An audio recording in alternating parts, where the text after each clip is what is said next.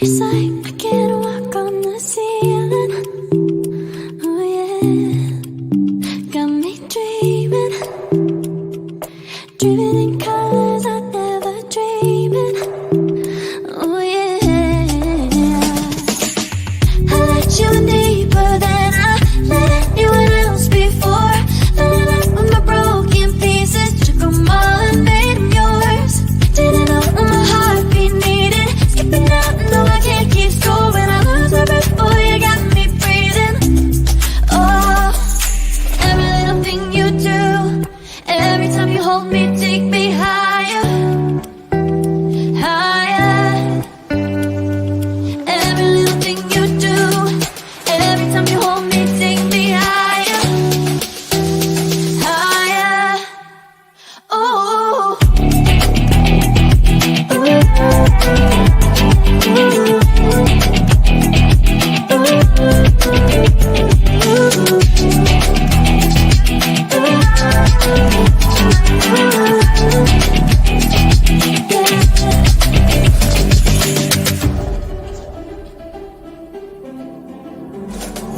magic.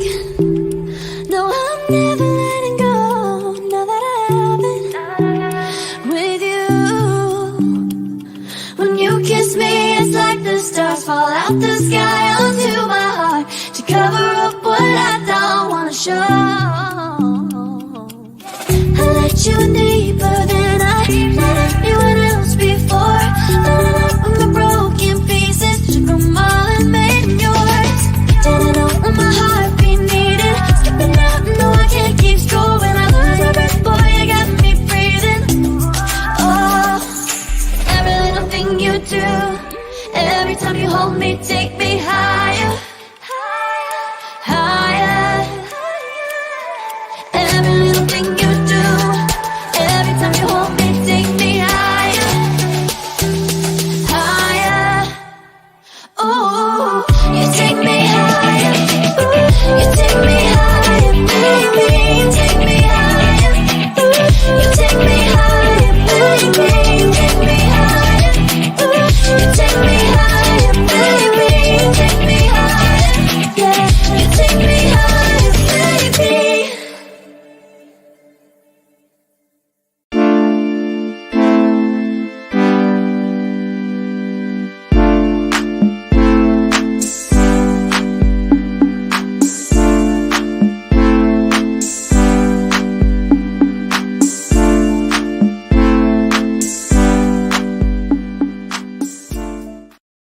Welcome to Radical Truth, the Power of Aggressive News Show. Let's be S3. I am your host, Marla, along with Anna Hart, along with Theas.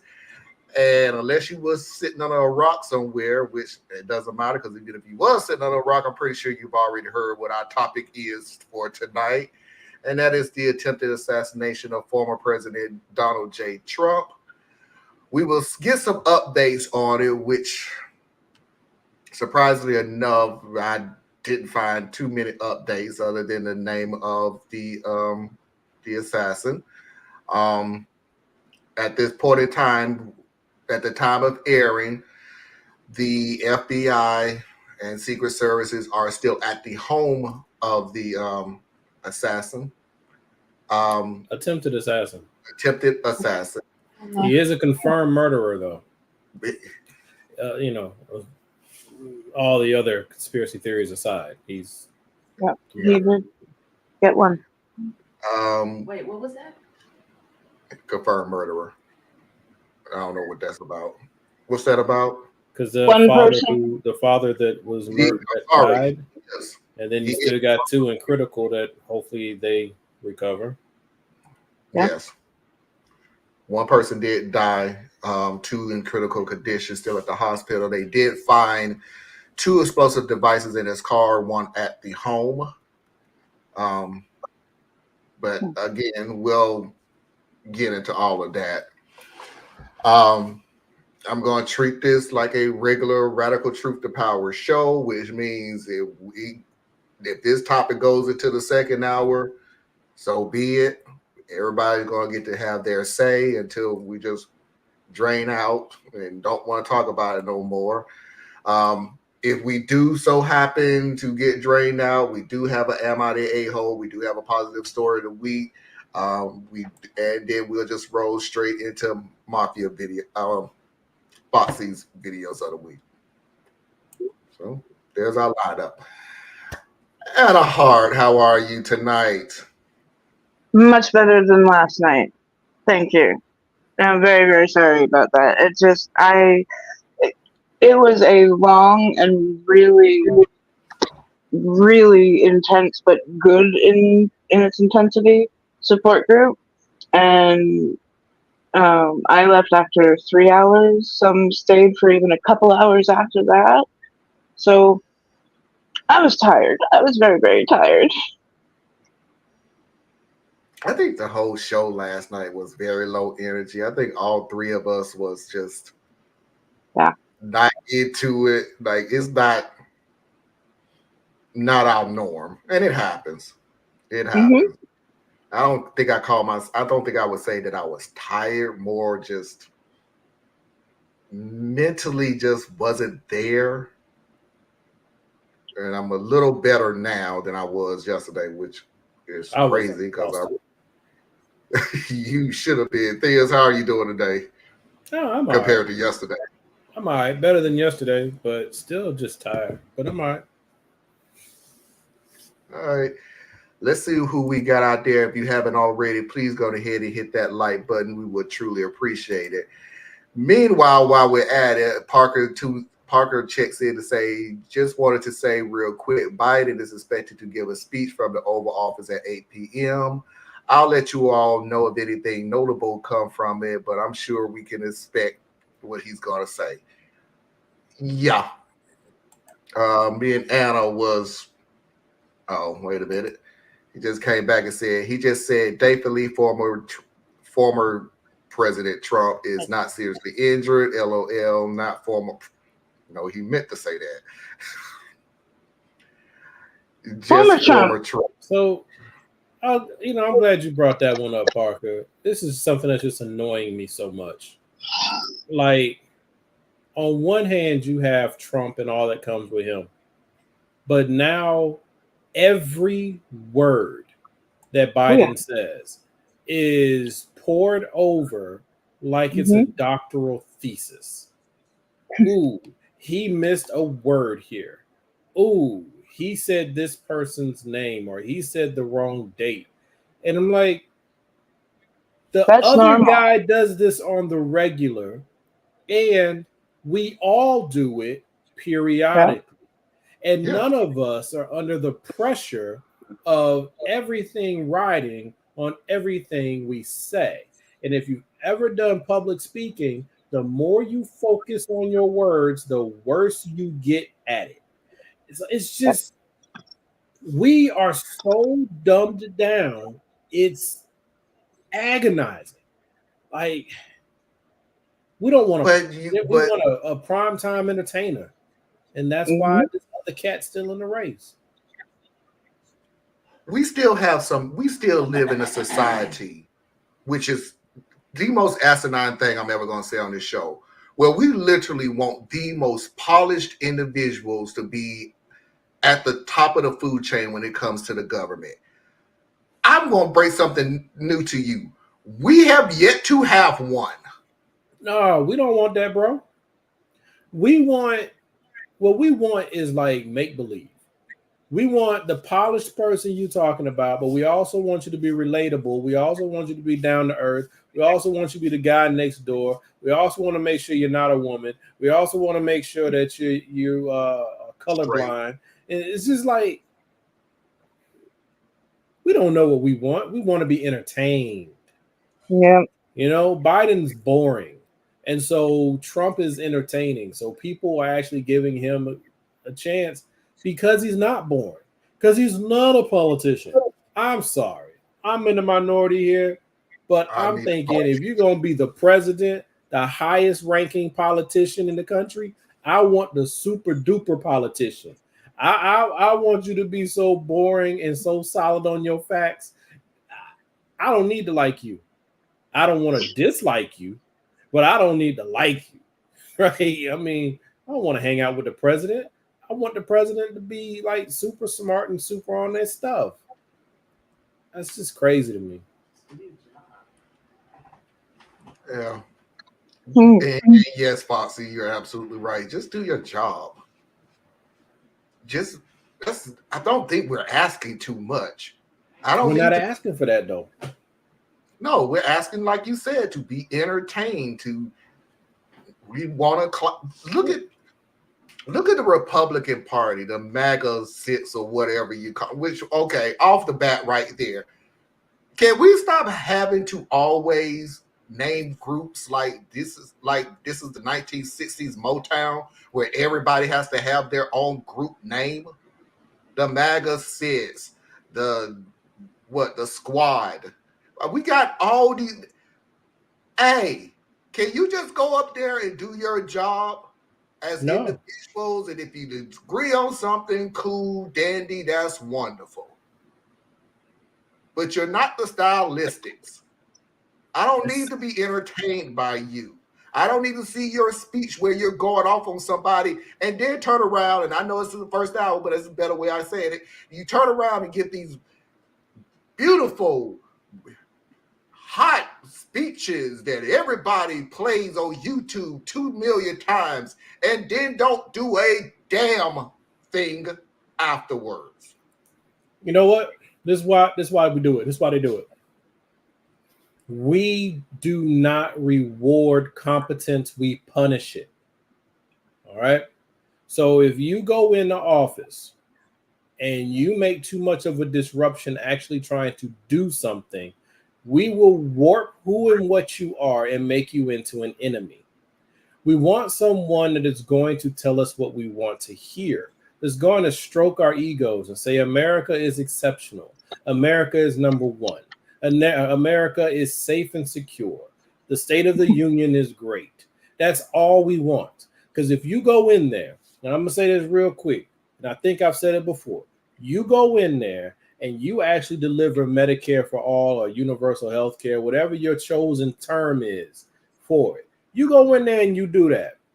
You have just caused thousands of people to be laid off from their jobs, industries to close down. I mean, insurance companies to close down or consolidate, stock markets to go through all kinds of turmoil because there's an adjustment period to get to the other side. And if you're the politician that voted that adjustment period in, we, the voters, will get rid of you because you made my cousin lose a job or my 401k lost 20% or whatever it is, man. So we punish competence. Biden, by the measurements, which isn't the same as your lived experience in many of our cases because we live near the bottom. But Biden, by all measurements, is one of the most successful presidents we've had in the last 80 years. But we don't feel it personally, so he must be a bad guy. And then this guy over here, he sold the bill of goods, told us he had a great presidency. He was a wonderful president. Forget 1 million people dying and all the other stuff that went on with it. We have created this. This is what we want. And that's what we're getting. Mm-hmm. I think, unfortunately, because of yesterday's event, Biden is almost certainly not going to be convinced to step down. Last week, I was more hopeful. I just wasn't. At this point, I don't want to. I had a 5% chance that Biden was going to step down, and the more that the week went on and on and on, 5 to 4 to 3, there was nothing really inside of me that was thinking that Biden was going to step down. No, and I know the stuff that you were sending me, Parker. I'm not jumping on you. Because to jump on you is to jump on a lot of people, and I'm not doing that. I'm just saying. So the telling me that the Democrats is going to have a meeting to discuss this, to tell me that they're talking to Kamala Harris, there's a secret meeting in the bathroom to discuss what we're going to do. All of this stuff was just blowing over my head. Nothing's going to change because Biden is the person that's going to sit there and say, am I going to step down or am I not? as much as y'all want to make Biden look like a blithering idiot, the man been in politics longer than a lot of you been alive. The man will step down when he wants to step down, and he never thought about doing that. See, I'm a little different because I've been in basically every position here. I have, right? I've been, dang, dude, that was horrible. I need you to go away, right? I've been that guy. But now I'm like, look, it's 3 weeks since the debate. And does he do well in debates? No. Is he worse than he's ever been in debates? Yes. But when he's speaking to world leaders, he sounds competent. When he's speaking using his teleprompter and all that, he sounds fine. People say, well, he has a teleprompter, blah, blah, blah, blah. Have you ever tried to talk using teleprompter? It's harder than just talking to people straight out because you're having to actually read this stuff and talk to it. It's not as easy as you think, I promise you. But for what I need him to do, which is delegate authority, put the right people in place to make decisions where it needs to be made so that everything isn't coming to him in the first place. Because in my work experience, that's my favorite kind of boss. It's the one that everything doesn't have to go to that boss. They got people in place to keep it moving. So only the big stuff lands there, right? And I think he does a great job at that. Now, we were forced to have Biden. That's true, right? The party did what the party did, manipulated us. We'll probably go into it further later. But yeah, cool. But we are where we are right now. And we are dealing with people from every level of this political thing. On our side, their own side, and every side, all basically using veiled insults towards Kamala Harris because she's a woman first and because she's a woman of color or whatever the right term is second. So you tell me how this plays out where you put Kamala in right now. 3 weeks after the debate. What we need to do is refuse to do any more debates. Biden, if you ever get the chance to see this, anybody on your team, dodge every debate. Don't you show up for no more debates. But Theas, you wasn't here last week when I said this, so I'm going to repeat myself just in case people didn't see what I said last week either. But I asked Anna, with the teleprompter argument and the debate, which of those two is more similar to actually being president of the United States? A debate or having a teleprompter there where you study your speech? The deal is the teleprompter is, because no situation is going to come up where the president has to come up with the answer off the top of his head. He will go. No. Yeah, he will go, have his advisors, talk to his people, get the bottom line to it, the worst case scenario, and all that other stuff. Just like you would with the teleprompter, where you have a steady, know what you said, know what you doing, because that's exactly what the end point of talking to your advisors is. We know what we're going to say, and we know what we're going to do. There's no time no president has ever came up with an answer off the freaking top of his head. Well, there's a few times. But it's not a big part of their job. It's just not. So, yeah, that the George Clooney movement, and it's been up to 20 sitting Democrats in Congress who had called on Biden to step aside by Friday afternoon and had me thinking there was a chance. There was a chance a week ago. Yeah, it's over now. But once again, every day that goes by, at this point, I'm saying stop even entertaining it. We need to just stop it. Stop it. All of us. Every last one of us. Because we can't move the ball no way. Right? We are going to deal with whatever happens, period, at this stage. So stop undermining the knucklehead we do have to vote for and let's just go. Let's just go, man. And Tracy said the DNC fits the primary, so Biden could be the nominee. Absolutely, they did. I agree with that. Absolutely. They've done it. This is why I'm telling people to switch independent at the end of the election to force them to actually come to the voters to see what we want and improve their polling methods and all of that, because they're not polling real people, right? So if we want them to start talking to us, we got to make it so they got to come find us.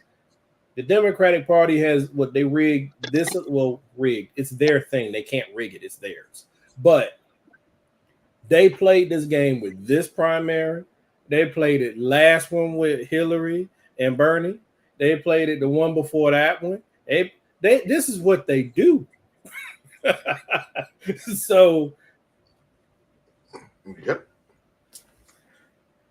All right. I know it feels like we already in the middle of the show, but we're really not. So let's get this party started.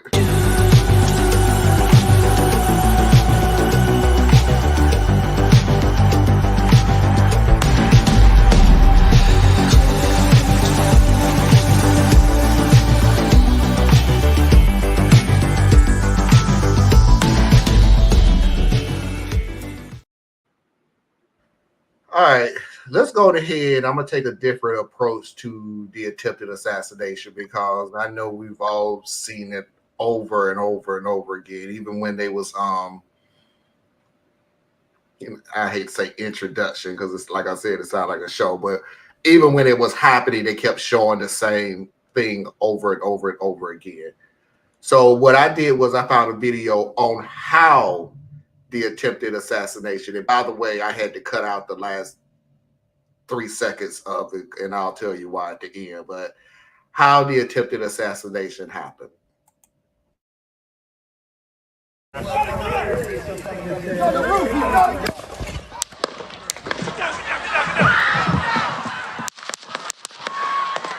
Gunfire erupted at a campaign rally for former President Donald Trump in Butler, Pennsylvania, Saturday. Trump said a bullet struck him in the ear. Here's how the attack unfolded. President Trump was speaking from a stage located here, with Secret Service snipers in position on the roof of a building behind the stage. The suspected gunman was on the roof of another building less than 450 feet away from where Trump was speaking, with a clear line of sight. And look what happened to our country. Moments before the shooting, we can hear nearby spectators saying they see someone with a gun. He's going down!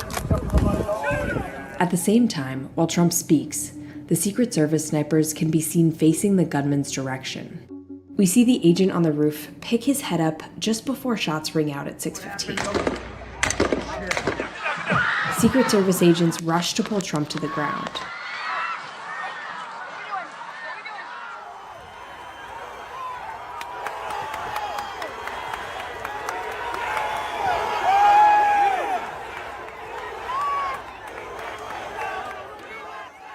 As they rush him from the stage, blood can be seen on the bleachers behind where Trump was speaking. A spectator was killed and 2 more were critically injured at the event.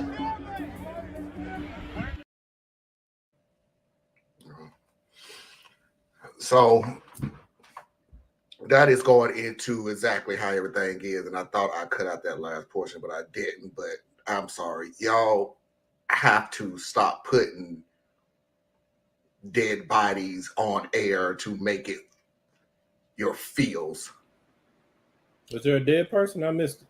Yeah, I cut it off at that point. They showed the assassin. Or they showed the guy, they showed the assassin after he was shot by the Secret Service. Okay.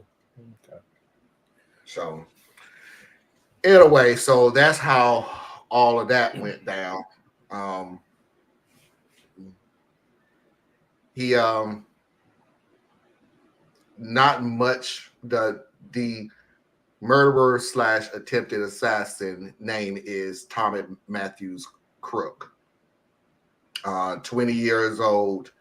By all accounts, but we always hear it always one way or the other. By all accounts, there was no issue that was seen between him or the family.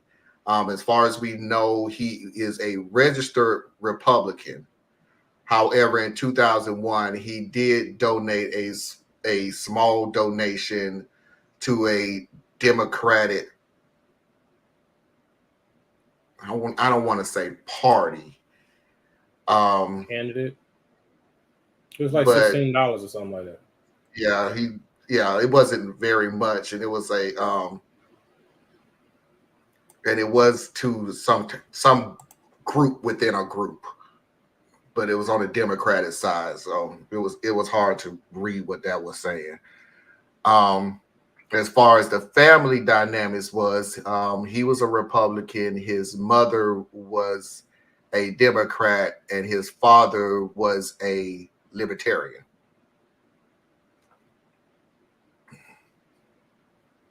Yeah, they was digging deep into this. That's all I got so far. You got anything, Anna? I don't know how much we're going into it, just that I saw some interviews with people who had went to school with him. He was very much an outsider, didn't eat lunch with people. Basically, he was bullied a lot. And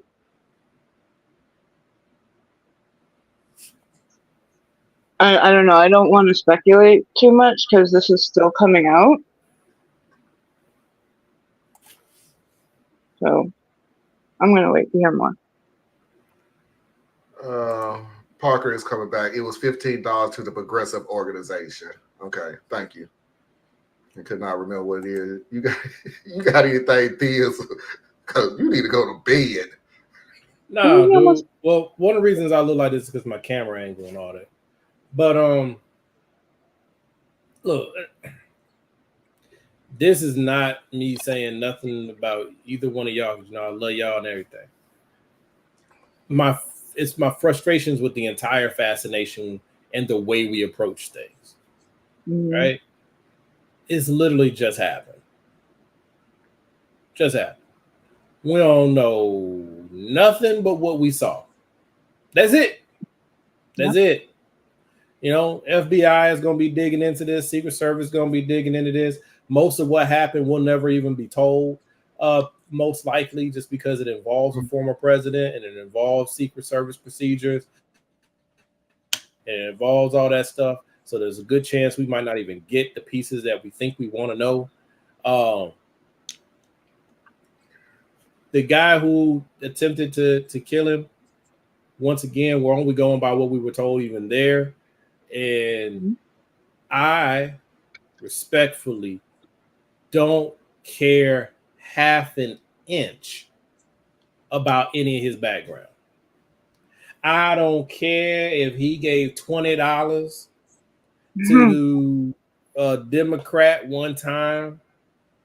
I don't care if he walked a little Republican lady across the street to the grocery store.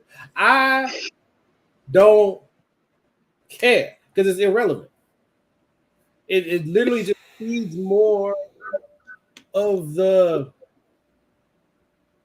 facts around the facts. Okay?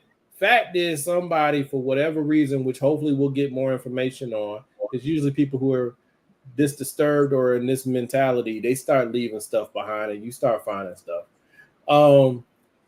We might get some information about that. But right now, we ain't got it. We don't. He shot at the guy. It's a really big deal. But part of me is like, I refuse to make this a bigger deal than the fact that we have a man who has been judged a rapist, judged a fraudster, judged to have multiple felonies, is pledged to destroy the inner workings of the United States government. I will not give sympathy to this man in this moment because he survived. Now, it would be different if we were dealing with a different side, you know, if it was more serious or whatever. It'd be much different. I have a much more restrained approach. But this dude barely got hurt. And all we talking about is him. We're humanizing him and all of that. We got a man who I wish he hadn't been at that rally because I have my political differences with the man, but he was there and he did the honorable thing. He tried to protect his family from a threat. That's who I want stories on. Tell me about that man. Tell me about his family dynamics. Tell me about what made him a great father, husband, neighbor, what have you. I don't care about the shooter. I don't care about Trump, other than the fact that we have to cover the fact that something momentous has happened. This is historic, I guess you could say. I don't know. Maybe I'm just too cold. I don't know. I'm confused on the news. They will say things like, we was unsure of the motive yet. Like, what part about it is uncertain? Well, the part that's uncertain, it's certain that he attempted to harm former President Trump. Right. It is not certain if he was shooting to kill, even though I think we could probably guess it was, because he was only like an inch away from a whole different story. We don't know if he's a political extremist who, because that's one theory that's floating out there. He's a political extremist who just wants to kick off a race war. We don't know if he's a political extremist who figured this was the best way to just tip the country into a civil war. We don't know if he really feels that former President Trump is a sincere threat to the country and he was acting through his own perverse view of patriotism. These are the things we don't know. Those are the things that they have to piece together as best they can. So, yeah, we know he tried to end this man's life, but we don't know truly what of the 5-6 different motivations made him do this thing at this time. That's my take. LL is here. Hello, Hey, LL. LL. How you doing? His name is Corey, and I tried to pronounce this earlier today. Comparatore is what I heard on the news, but I don't know. Comparatore. I'll go with that. He was a firefighter. Yes. Mhm. And then He Parker's jumped up to shield his daughter. I mean, or he crouched down around her, and that is heroic. He first thought of family.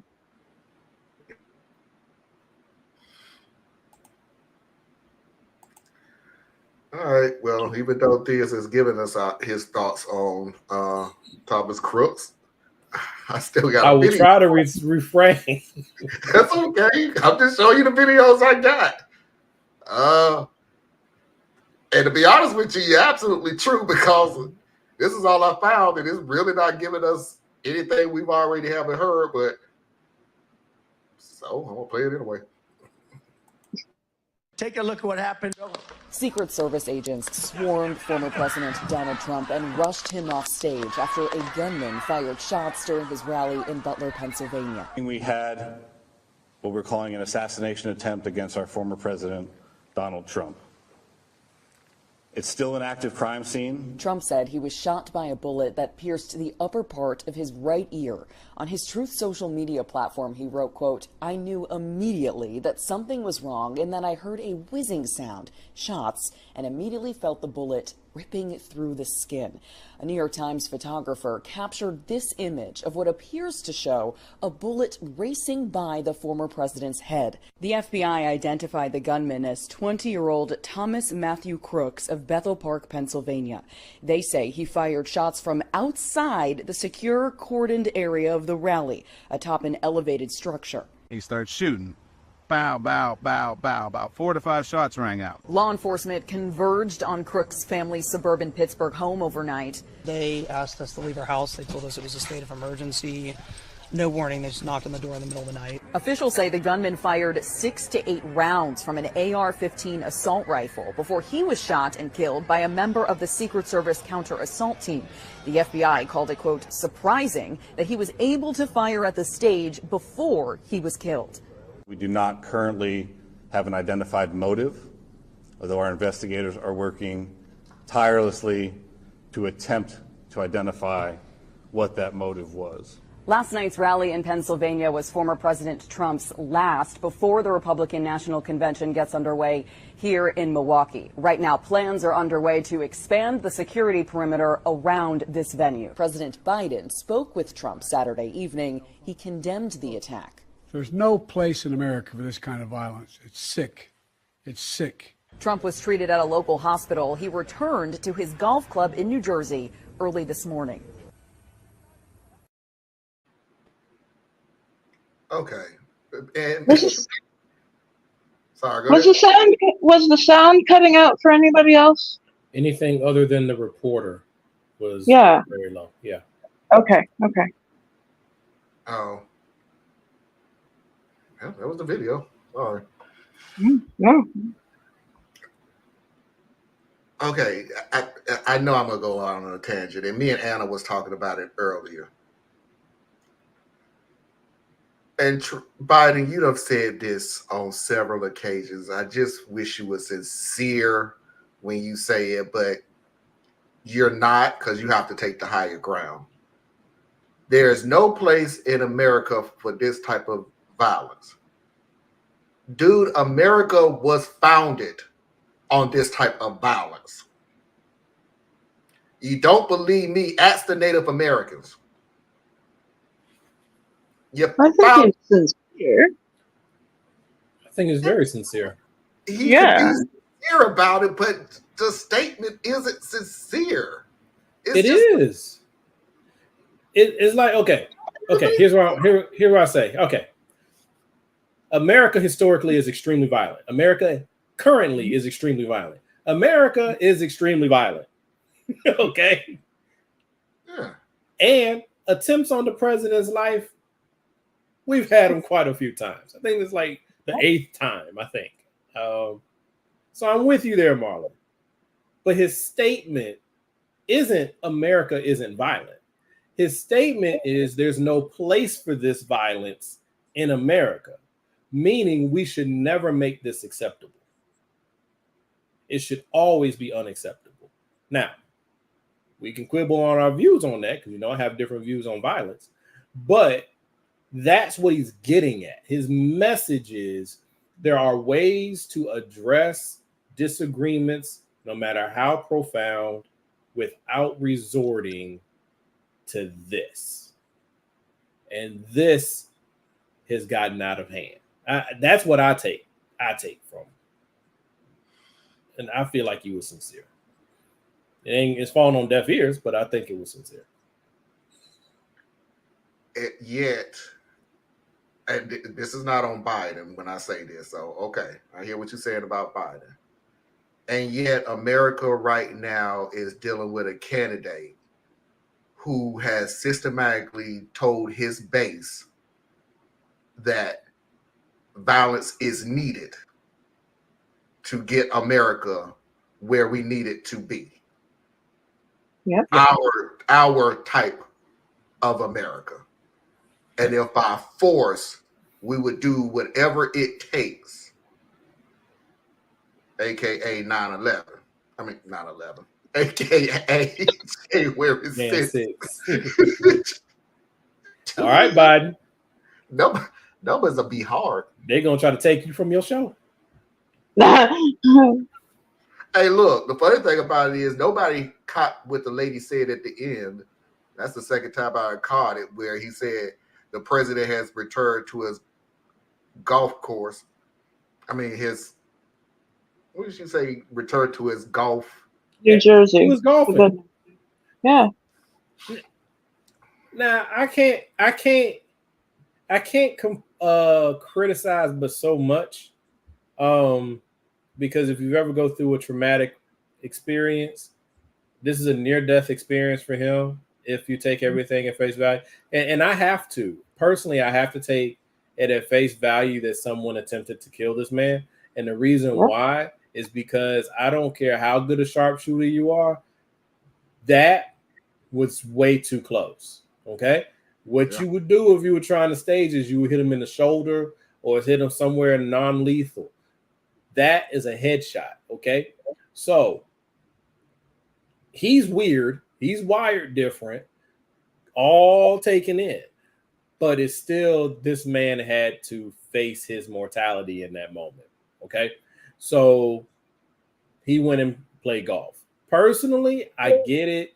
That's his self-medication, right? Because he doesn't apparently take in any like other pursuits, I guess. But I still question his handlers. I would have taken him back to his golf course. I would have made him as comfortable as possible. I would not have advised him to go play golf because someone just died. Right? That part, I would have been like, Mr. Former President, or he makes him call him Mr. President. Mm-hmm. I don't think you should go play right now. That's not a good look. When has he ever been concerned about optics? Yeah. This shows how strong he is, I guess. Anna and Theus are going to have a secret meeting with Marlon to discuss whether or not that he should continue hosting Radical Truth to Power after this speaker right here. Oh, dear. My vote is Marlon should stay in place because he's been doing an amazing job. Just because he had one bad moment is not reason to all of a sudden push him off and make Anna the head of the show, and then I would become the underticket because no one asked from me. Okay, so I think it's best to keep it where it is. There's a process in place. If something were to happen to Marlon where he starts clubbing all his lines, then Anna would be able to step in. She's guest hosted before. She'll be able to step in and keep things going while we make sure Marlon is taken care of and able to come back if that's what he decides to do. That's my take. I'm scared. Oh, so now you're afraid? You're afraid of your number two stepping in for a minute? No, I'm scared that you just told me there's a process in place. What's the so you and Anna got together, came up with a process just in case I don't went off the deep end? Which, by the way, you have a process. It's your process. Oh, you have a process of coming up with videos, of coming up with topics. You do your job. You shared process with Anna on how to guest host when you were going to be away for a little while, sir. Look, I don't think we should be having this discussion on camera, sir, because you don't sound like you are in firm grip of the process that you created, sir. I'm sorry. I done came up with so many 25th Amendment. I'm just saying. I done came up with so many processes. I forgot about that one. Sorry. I thought you were saying you and Anna got together and just in case I went off the deep end, you got a process on how to get rid of me. I'm like, wait a minute. Oh, hey, why was this even discussed behind my back? My position is keep you, President Biden. I mean, Marlon. I was saying. Woo. Okay. Yeah. We definitely going on to the next video now. There was something that you said in your last statement about, and I'm just winging it here. Apparently, now that everybody used to me winging stuff because there's a process of. Never mind. The point is, you said something to the effect of Biden said what he said about there's no place for this type of violence in America because we don't want to normalize it. And I just happened before we went on air to look up and see if I find any videos or any updates or anything like that. Just something that we haven't already heard about. And I found a very interesting video, and it was the younger generation reacting to the attempted assassination of Donald Trump. And I found it really fascinating and kind of disheartening and kind of not disheartening to the fact that I already knew this was going to happen. So this will all make sense after the video. We'll get into the discussion. The younger generation reacted to the attempted assassination of Donald Trump. Plenty of people my age and younger walking around Balboa Park tonight talking about this moment in history. A lot of them saying they are going to talk about this for years to come, well after this election. I mean, I was on my computer. I was doing like some math. And we started playing pickleball. One person mentioned that, hey, did Trump get shot? Younger generations of Americans are unscarred by the political violence that took Robert F. Kennedy, Martin Luther King, and John F. Kennedy. Most weren't even alive when Ronald Reagan was shot in 1981. I didn't believe it. I thought it was fake, but then I watched the actual video. They survived the pandemic and dozens of school shootings. Now they're grappling with the news that a former president was shot during a political rally. I mean, even just going through a pandemic was us living an incredible time, and we are still doing that right now. It's just doesn't end. It seemed like maybe, but it's just a new normal. Some watching closely in disbelief. I am shocked. We live in a time where, sadly, we experience all kinds of things in America. Others disenchanted by American politics. No, I was not surprised because whenever you have very strong opinions in this country, they believe in silencing you, whether it's on one side or the other. I feel like, I don't know, America is not doing very good right now with Trump being shot and like Biden having a meltdown during his presidential debate. So. All of them looking ahead to see how this will impact the coming election and America for years to come. Perla Shaheen, ABC 10 News. So look, I'm going to say real quick because you kind of prefaced me as you were leading into it, right? So, all right. So I try my best to be very consistent in my positions and my views. I'm not going to shift my views outside of having new information that affects my views. I'm not going to just shift my views because it's the most kind or politically correct thing to do per se. I ain't like Trump before this happened. I don't like Trump now. I would have been fine with him eating his last cheeseburger 6 months ago. I don't like the violent side of it, but I can't sit here and be the same cat who was like, yo, this is out of control and things are happening. Clarence Thomas doing what he wants to do. Nobody can touch him. The people on the Supreme, the other Alito doing what he wants to do, destroying many lives, many women dying across the country, children being irrevocably damaged across the country because of the things that these three particular men are doing. You know, so I'm not going to sit here today because this horrible event happened, and it was a horrible event, but I'm not going to sit here and all of a sudden start acting like something's different. And then in America, yes, our younger generation, they do seem unscathed because they are. We have failed them. Every Gen X up, going back to your boomers, we have failed the younger generations. So you can't blame them for looking at it like it's a TV show or it didn't really matter. Because at the end of the day, what do the young people like to say? Well, did you die? Right? So he didn't die. Unfortunately, someone else did. But that other person, and I'm not saying this to be cruel, I'm actually saying this to make a very serious point. The man who passed away, who was murdered by this guy, he is treated like an NPC. A non-playable character. It's not real. Just like what's happening all around the world with people starving and dying all over the place. Every time we have a school shooting and you got 10 to 20 children that get murdered, they're all NPCs. Nothing's real because nothing's being done. The central character, in this case, Donald Trump, survived. So that's where all the media focus is. The media is only focused on two things, Biden and Trump, because those are the two main characters in our saga. So yes, the young people don't seem fazed Because they're not. They're not. And I can't blame them. I'm not really fazed because this is what it is. It's what it is. You can't keep pouring fuel on a fire and then be like, wow, it sure is getting hot.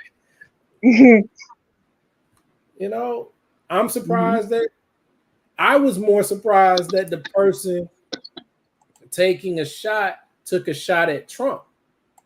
My fear has been more they're going to go after a member of the squad or go after, the president. That's what I've been more concerned about because the violence is coming from that side of the house. Okay. Yeah. But in this case, we got somebody who's, I don't know. We'll find out more, as I said before. But it was aimed at him. And it's just, I don't know. I didn't expect that. But I mean, let's just be real. People have been begging and praying, literally praying for something to happen to take Trump out of being our problem. Whether it be because the court system got him or he got sick and passed or he just got old and passed or let's not pretend like everybody has been wishing this man well. And I perceive him to be a very serious threat. And once again, I do lament all the lives that have been destroyed and crushed and harmed, specifically because of his malice and the people on his side who surround him's malice. So it'd be like me crying because something happened to Putin. You're not going to get me to cry if something happened to Putin. So sorry. I'm just glad he didn't. I'm glad the worst didn't happen. I'd put it that way.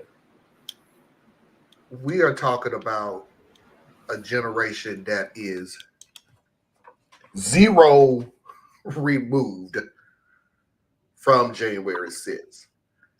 That's 0 years removed. Well, not years, but you know what I'm saying. No generation between them. 0 generation between January 6th. 0 generation removed from the shooting down in Texas. 0 removed from the shooting at the grocery store. 0 generation removed from COVID and all the horrific things that happened during it. I knew, I wish I was wrong, but I knew that somewhere along the lines, the next generation is going to be the generation that's going to want to change things, but they're going to be unsympathetic of what's going on now because they don't have the power to change it yet. But at the same time, they know that the generation who does have the power to change it will not. So when things happen, hey, my generation or the generation behind me, you can go ahead and stick your head in the sand and blame the video games and blame the movies and blame the TV shows and blame the music and blame the sun shining brightly. You can blame everything other than your irresponsibility to handle the crises that we have going on now in this country. Period. Full stop. And you are so afraid of the next generation that you're thinking about raising the voter rate to 21. You know that they have the ability to change things, but you, either because you like what's going on now or unwilling to do so, change absolutely anything. So when you, like I said in the last thing, when you have a candidate that's pretty much telling you that you have to get whatever it is that we need to have our country by any means necessary, and people take that to heart, and it happens, and then you look at the next generation and call them weak or uncaring or whatever it is that you want to call them, because you have basically raised them in a violent, uncaring, sympathetic country since the day they was born.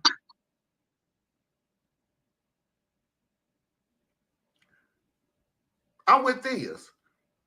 You see that little fire over there, you throw gas on it and go, woo, where did that come from? We should have handled that fire a long time ago. And then you turn around and walk away.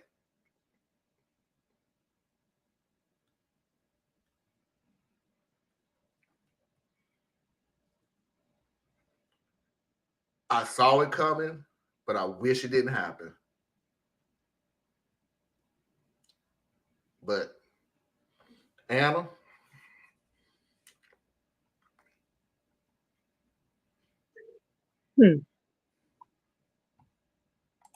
I don't know. I saw something a little bit different in the video from the people who were talking.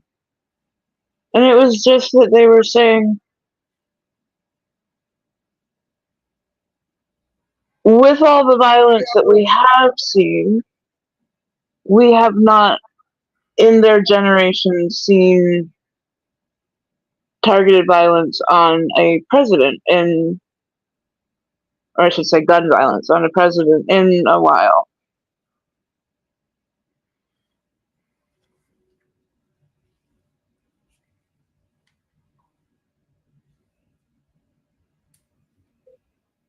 I don't know. I have seen every different reaction from how in the world can this happen to it was past time. Hmm.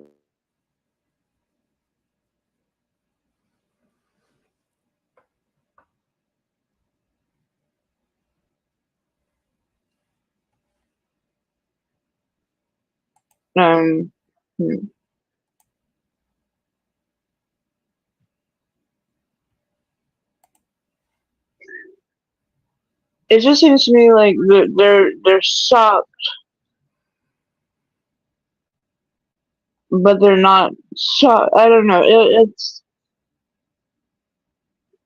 It's hard to articulate because I have seen so many different reactions.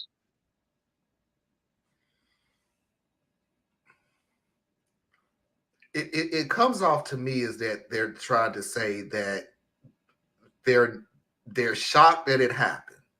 They're reacting to it, what happened, but it's not the same reaction that when Kennedy was assassinated, when Dr. Martin Luther King Jr. was assassinated, when the attempt on Ronald Reagan happened. It's not that same cloud of gloom that was over America when those events happened. Well, so each of those people were sympathetic characters to an extent, especially since time has gone by. So you've had an opportunity to like rewrite their history and stuff like that. Like in the moment, all this stuff was polarizing. When Martin Luther King was murdered, there was plenty of white folks and some black folk even that were kind of rejoicing that the problem was over. You know what I'm saying? So, you know, it's easy to look back at it and see it different. I think with this here, the fact that he's not the president, he is the former president, factors in. The fact that he's extremely divisive factors in. The fact that the country is extremely polarized factors in.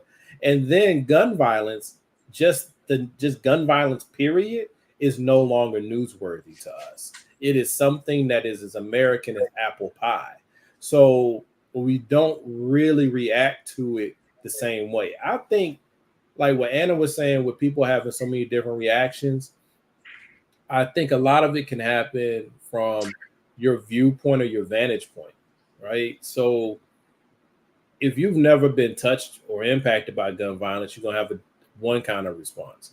Or if you are deeply, all criticisms aside for a moment, you're deeply patriotic, right? You're like all into the propaganda. Then something just shattered part of your worldview for a second, right? So there's so many different ways people are coming to this event. I'm just saying for young people, for the most part, it's just not that real to them. It's another person that this happened to, and they live their lives every school year being taught how to hide, fight, or run. They have to face as children the idea of their mortality.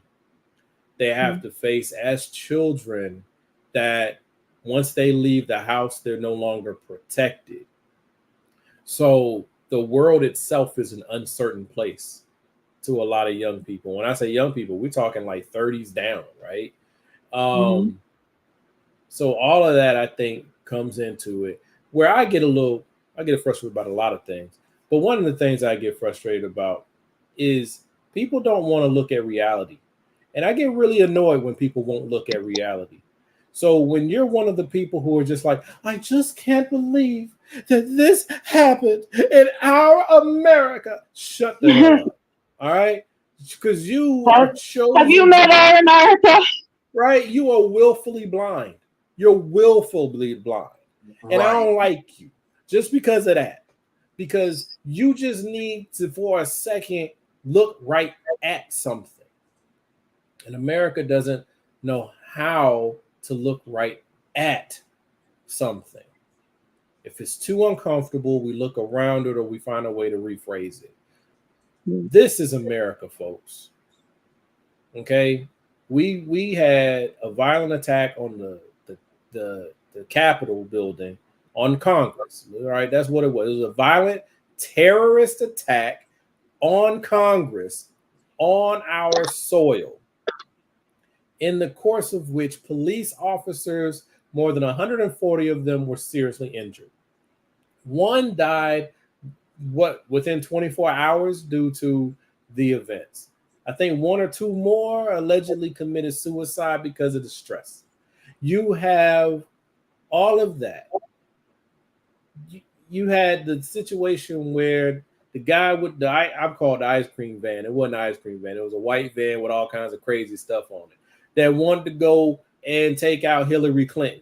Let's not pretend that didn't happen, okay? You had the man who tried to murder Nancy Pelosi's husband, right? You had the guy who they say tried to hurt Biff. What's Biff's name? The Supreme Court Justice Kavanaugh. There you go. At one point they said that somebody was trying to hurt him. And so we are in a time where the political violence has only been escalating. It has not been going down. So we've been saying it was coming, and then it's here. And it's not the end, because now you got some people who think that Trump is now God's anointed, and somehow God came down and caught the bullet and moved it off so it wouldn't hurt Trump. And then you got someone like they tried to get our guy, so now we got to go get them. And you got JD Vance out there saying his reckless nonsense. And this is the middle. This ain't the beginning or the end. This is the middle.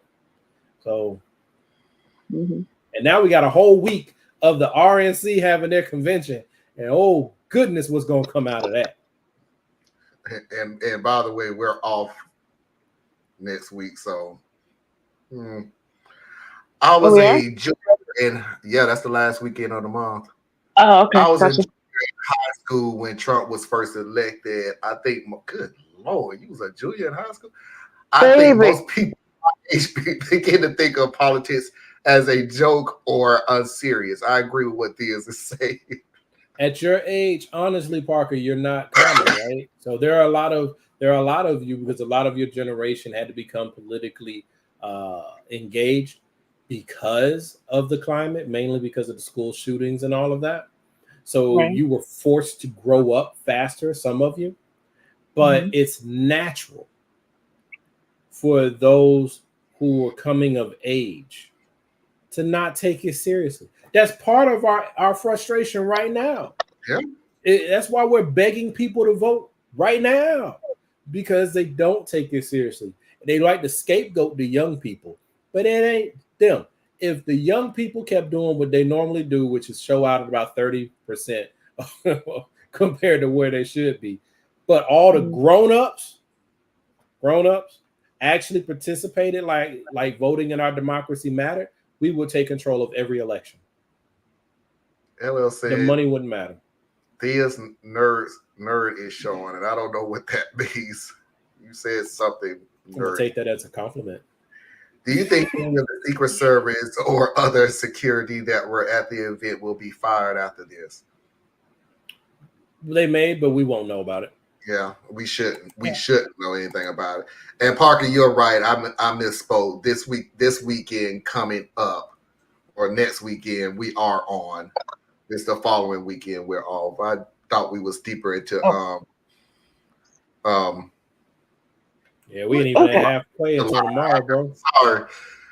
There you went. I've been ripping and running this whole month. I'm just like, in the last month, I don't know where I'm at in any given time of the month. It's like, okay, we got this event.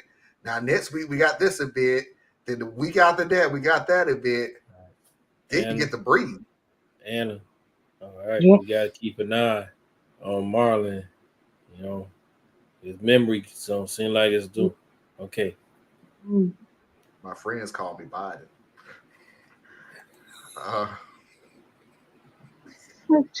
We do have a democracy, Tracy. We do not have a democracy. We do.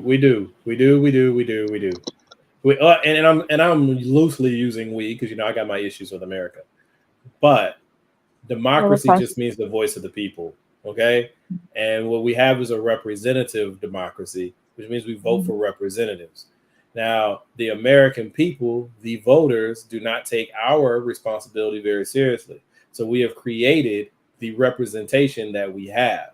As we said earlier, we punish those who go in there and try to get anything done. That's our fault. That's on us. We elect, even when they try to play these games with gerrymandering and all that stuff, the turnout in America hovers around 60%. If we were turning out at 80, 90%, we could overcome any gerrymandering. We could overcome anything that they try to do, but we don't. So that's on us as well. So yeah, the system is all kinds of screwed up, but it doesn't mean it's not a democracy. It just means it's a garbage democracy. All right, everybody. Well, that is the first hour. We're a little over, but not bad. Like I said, I wasn't going to rush anybody on this subject. Thanks for the extra 5 minutes, sir. 8 minutes, actually, but still. We're going to go ahead and segue. And again, if anybody have any more statements that they would like to make during the second hour, feel free to speak up.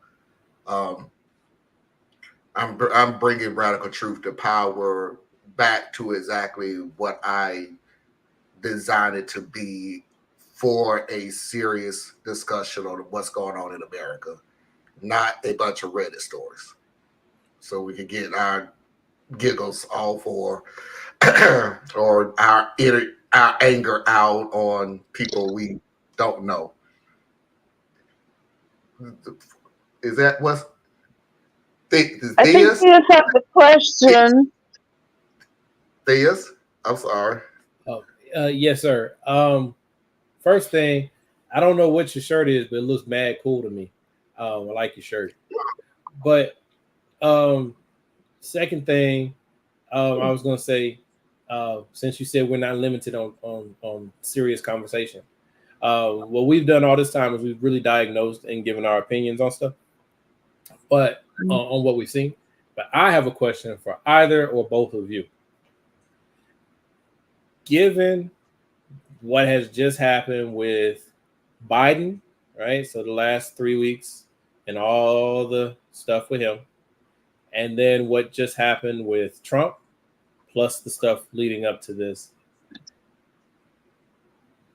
Since I believe we are in agreement that turnout is super important, and this final run, what do you guys think is effective or useful to get to where we want to go, whatever that is to you. What do you think we can do to get there?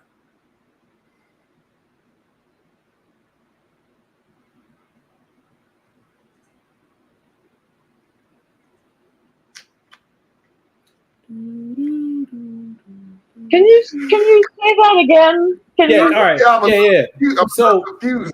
Yeah. I'm sorry because it was such a long wind up and then the pitch, right? So we got 3 months before the election, thereabouts. How do we rally the voters to turn out, right? Because what do you think is necessary to actually deliver on what we say we want at this stage from where we are? At this stage, it's a little too early to I hear what you're saying, and I'm smart enough to know that I don't have all the answers, but there is an agenda already out there. At this stage, I will feel like it's a little too early to change any agenda either side have. If I was the Democratic Party, I would hammer down on voter turnout with the understanding of what's up. I will still hammer the fact that while this assassination attempt is horrific, it is bad and whatever with the no place in America for it and all that other, I will still try to hammer the fact that we are still talking about Donald Trump, who I guarantee you, ear bleeding or not, has his own agenda as soon as he gets into the Oval Office, in which he has told you many a time what the first thing he was going to do when he gets in that office. That has not changed because of this event. So it is way too early to try to reinvent the wheel just because it's 3 months out. I would just stick to what the plan is and push it forward.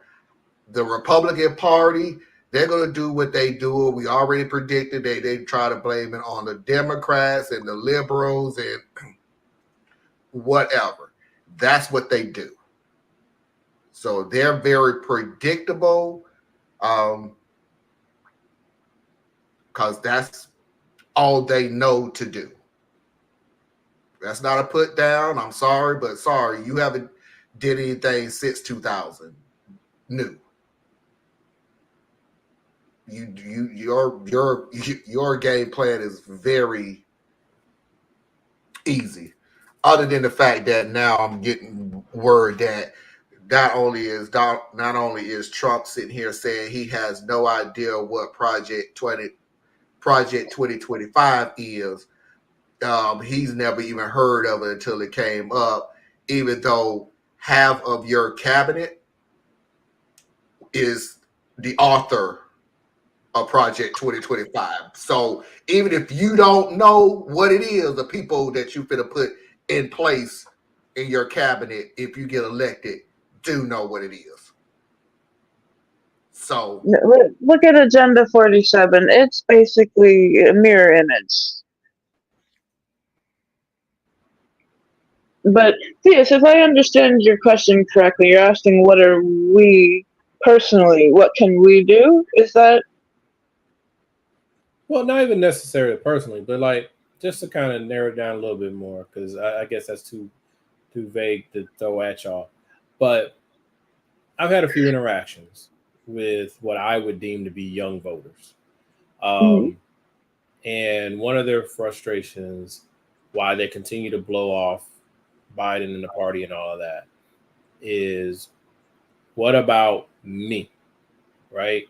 It's very me, right? So groceries cost too much, blah, blah, blah, blah, blah. Facts and figures don't matter to these people. It does not matter to these young people or these people who are voters who have these concerns, which I share many of those concerns, but the facts and figures do matter to me. So I do know prices are down. I do know inflation is down. I do know, right? And but it doesn't change the fact that these voters are looking at how are you going to help me? And I think the Democratic Party, Joe Biden and his team, have done a horrible job talking to people about what you'll do to help them. So do you have an idea of a message, strategy that the Democrats can or should employ for what? Okay, what is the Democratic plan for? What is the Project 2025 for the Democrats? What is that? Because there should be one. Yeah.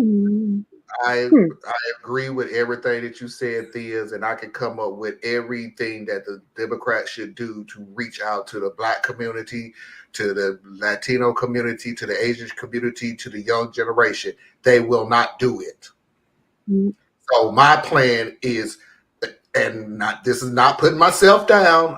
I'm just being realistic. You wanted me to be realistic? I'm being realistic. I could come up with the perfect plan for the Democratic Party, but because it wasn't their plan, I will be ignored. Just like every Democratic voter has been ignored until it's time to remember us. See, we are still 3 months out, and we ain't at that point yet where they start acknowledging who we are. Well, I agree with that. Where I will push back a little bit and see if maybe this can lead us a little further. I'm not good at asking questions, as you can tell. But the party is going to continue to be lazy because I think from watching them and how they've done over the last 30 years that I've paid attention, they're hedging their bets anyway. Okay? Because the elected Democrats, there's a thin line between them and the elected Republicans from the standpoint of being an elected person. So they're good in a way, either way, as far as they're concerned. So they're kind of hedging their bets for how do we position ourselves in case Trump does win so that we don't become hunted, right? We can become the minority party and just become an irritation. They're already trying to find that middle ground, which means you're not playing to win. You're just playing not to lose. But them being that way doesn't change what I was saying before about how we still can overload the system. And once again, it's on us, the voters, to save ourselves despite them. So we have to overload the system, even though we have a lot of reasons not to trust the system. In fact, I would tell you not to trust the system, but it's because we're not using the system as best we can. So yes, I agree with you. Democrats are not going to change their messaging. They're going to continue to be lazy. They're going to continue to say, GDP is this, the stock market is that. But we, all the we's, we can speak to the fact that, hey, there's a difference between inflation because of supply chain and all that, which is largely behind us, and inflation that's because of greed. We can speak to it's now easier for you to start a business if you decide you want to start a small business. And here are some ideas that you can pursue. You can take advantage of the gig economy to give yourself a raise because these things exist. We can't promise you that these avenues are going to exist once the new administration comes in because they're actually trying to pull these things out. We can say, instead of Project 2025, hey, do you understand that part of Project 2025 is that they want to reduce Social Security and Medicaid and Medicare, all three. And here's how it will actually affect you, right? Instead of this big, scary 2025, these are the things that they're going to take from you. And here's how it will affect you as a person. And then as a Democrat, here are the things you can look at that our Project 2025, though it's not named that way, will help protect you.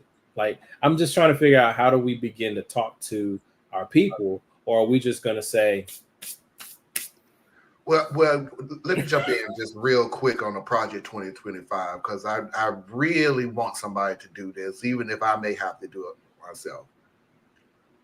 Or we do it ourselves, because that's 900 pages. I ain't doing it by myself. We really got to stop messaging and going, if you want to use the scare tactic of 2025, by all means, go for it, because it is a scary thing. But if I ask you why it's scary, then we need to find or break down, these are the things that they're saying they're going to do. And I'm not hearing people do that. I'm just hearing Project 2025. Have you read Project 2025? Bruh, have you read Project 2025? Because all you're telling me is it's a 900-page document, 900+ page document that's really, really bad. But why?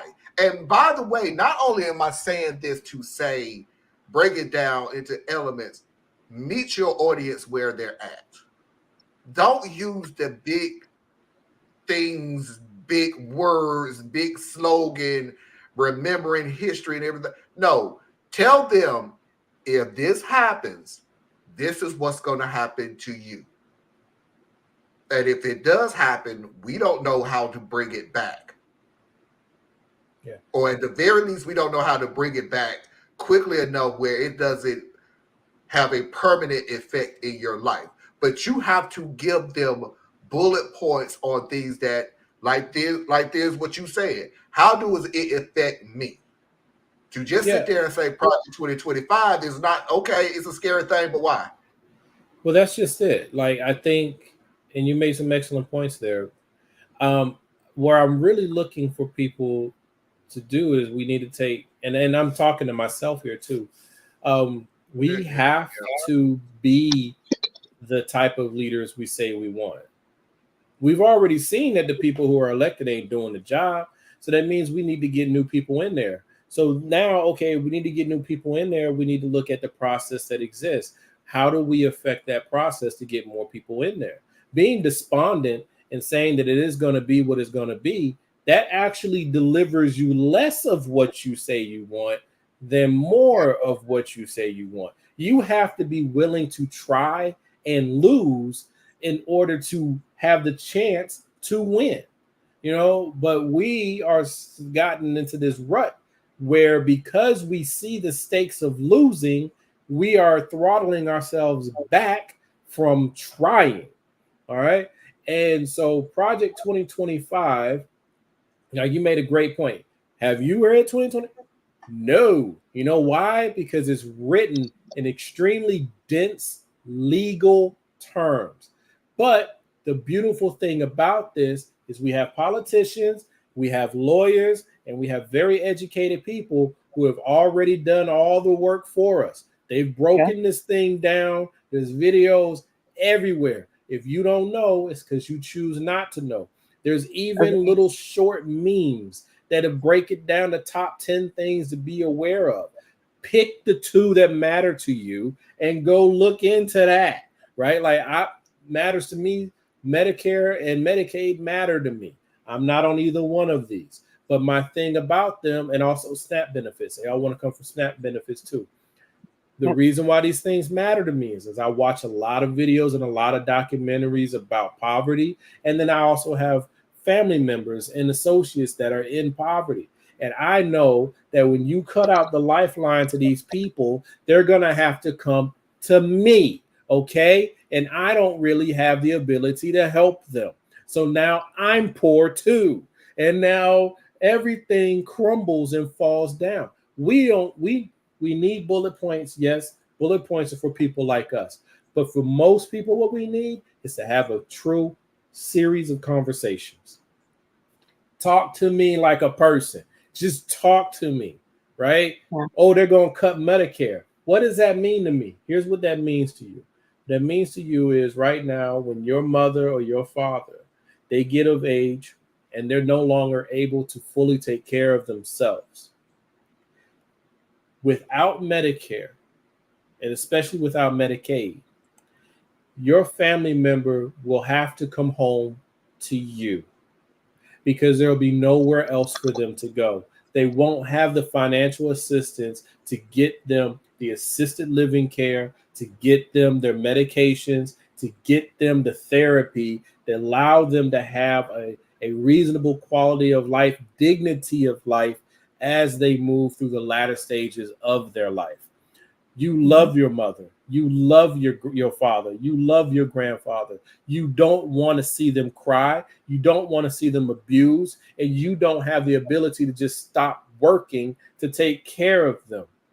Medicare and Medicaid makes it so people who are trained to do those things can help you, your family, and your loved one. They cut that back. That's how it hurts you.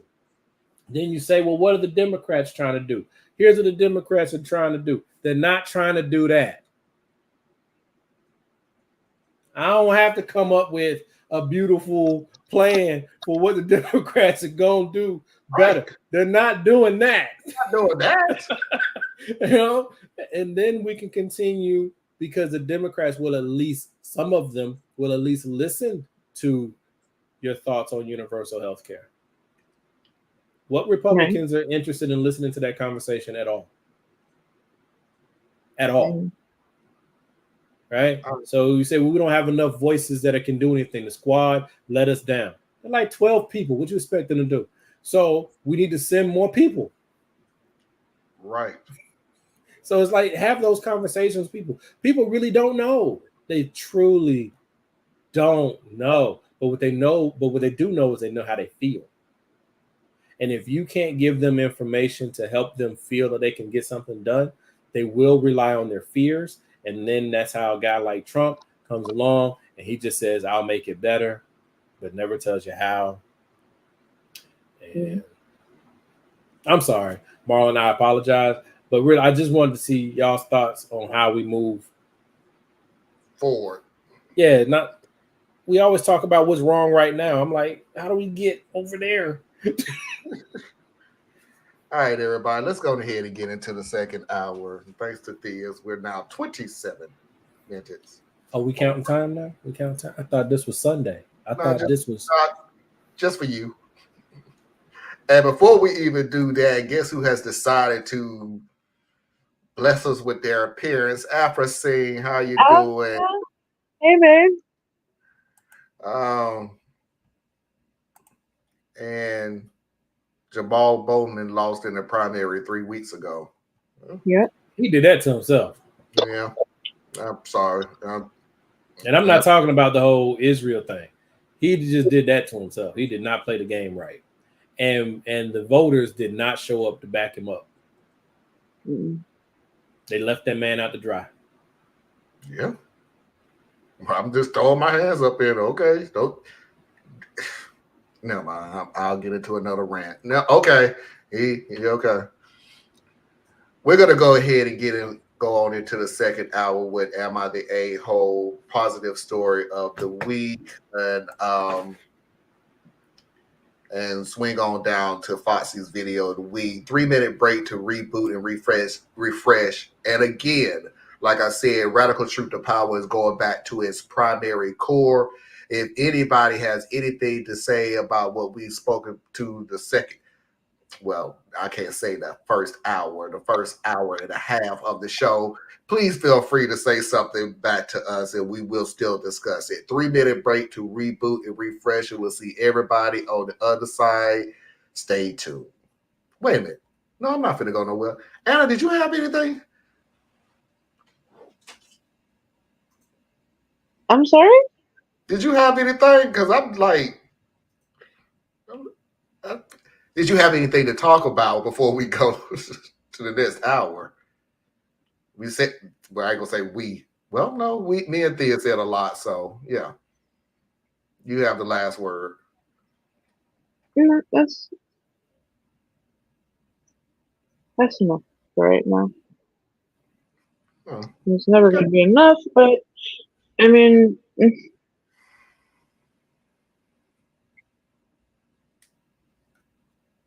Because basically, I agree. We need to talk. more and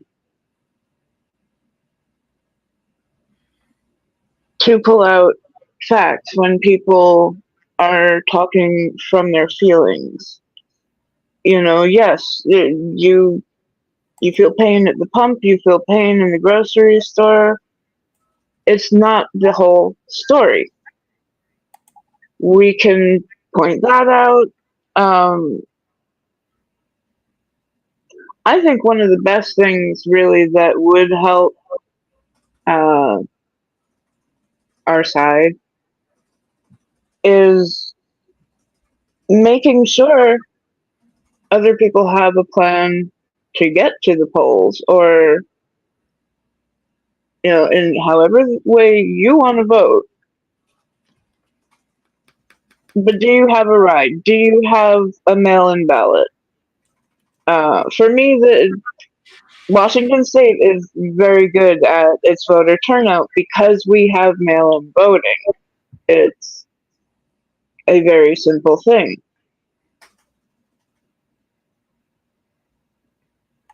Yeah, I have been trying to look in more to find ways to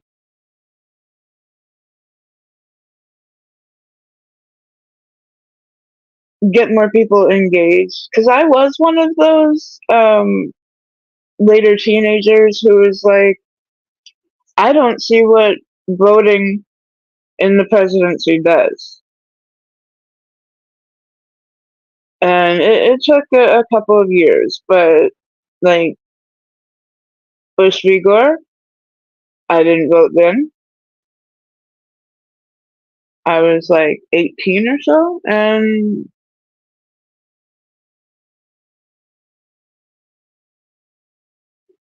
it took me a while to see how many people are that disenchanted with the whole system, but also to work through that, because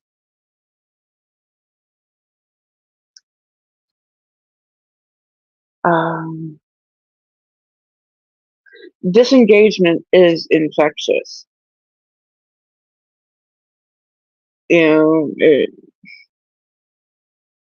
it's easy to cover your eyes and just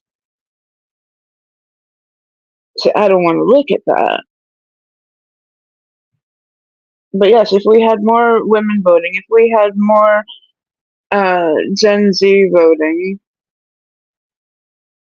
at the turnout that we saw last election or better,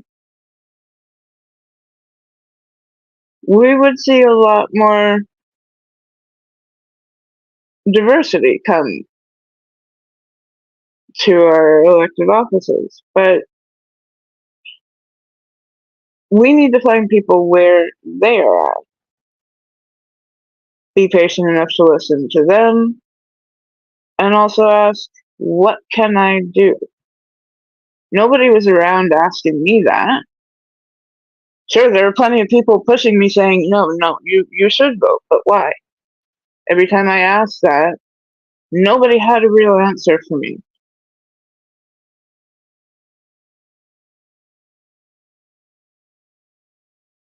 So, that's the only thing I would. You know, we do have a democracy. Yes, it is a constitutional republic democracy. All those things wrapped in one.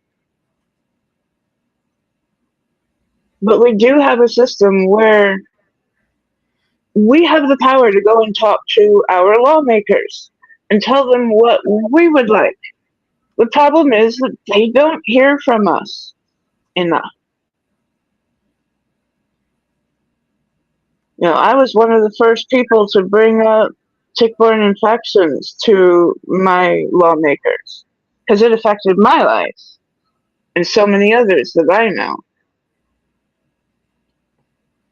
And we have tried for almost 2 decades now that with my involvement, but to get some movement in the area of medicine. But We see that the doctors who try to help us are greatly squashed. And so we're trying. It's better than sitting here going, well, there's nothing I can do.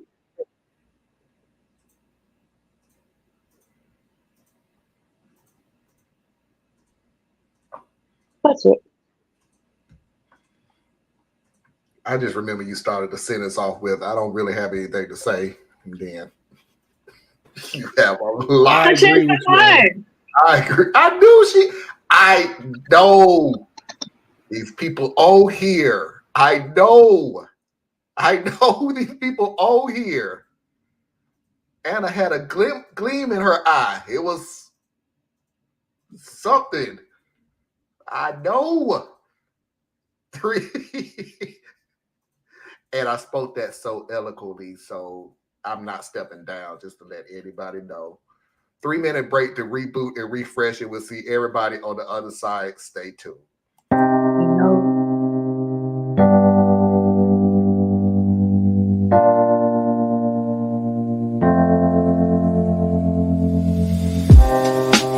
Living for weekends, wishing I could take a break from this world. Running on a hamster wheel, but searching for something I can't feel. I just wanna be a lost girl and fly. Take a breath, feel my wings spread, levitate above the ground and make eye contact with clouds. Now I'm rising, I'm soaring above it all. I just wanna be free, finally, I wanna be free, I wanna be free, finally, I wanna be free, finally.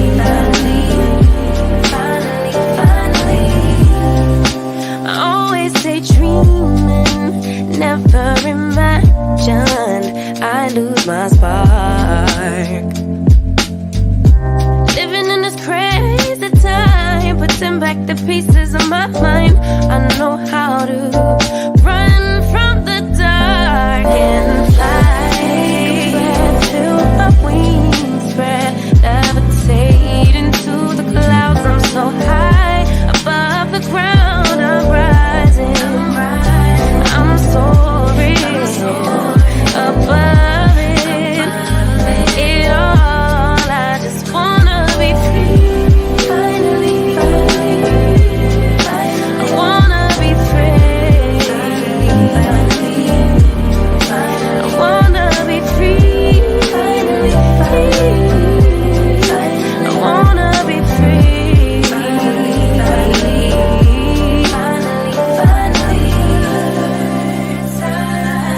Higher to a bird,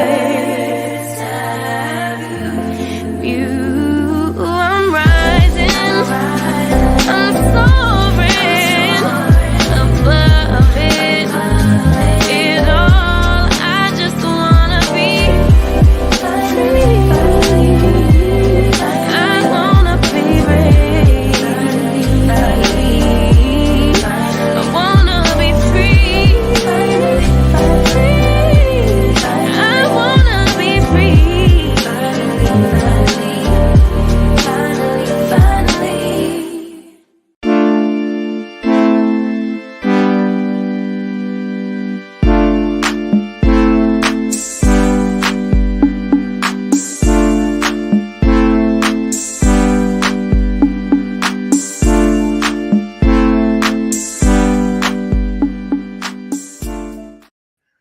We are back, and without further ado, let's go ahead and pay those bills. Please do not forget to support Tracy at patreon.com, Tracy Media Fan. Help support Tracy in all of her endeavors. Please go to Anna Hart's website, BorelliEtc.com. Learn something that you didn't think you need to know, but you should. Please support Theas at our United Core Communities Built movement. And if you need to reach me, you could do so at radtp@outlook.com. That's radtp@outlook.com. Let's go ahead and get into the Mama Heart Hour.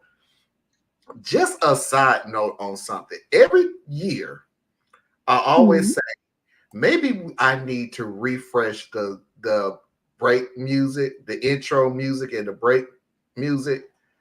And every time I sit here and say that, I hear I Want to Be Free. And it's just like, if I sit here and just really listen to that song, it just makes me like I can't do it because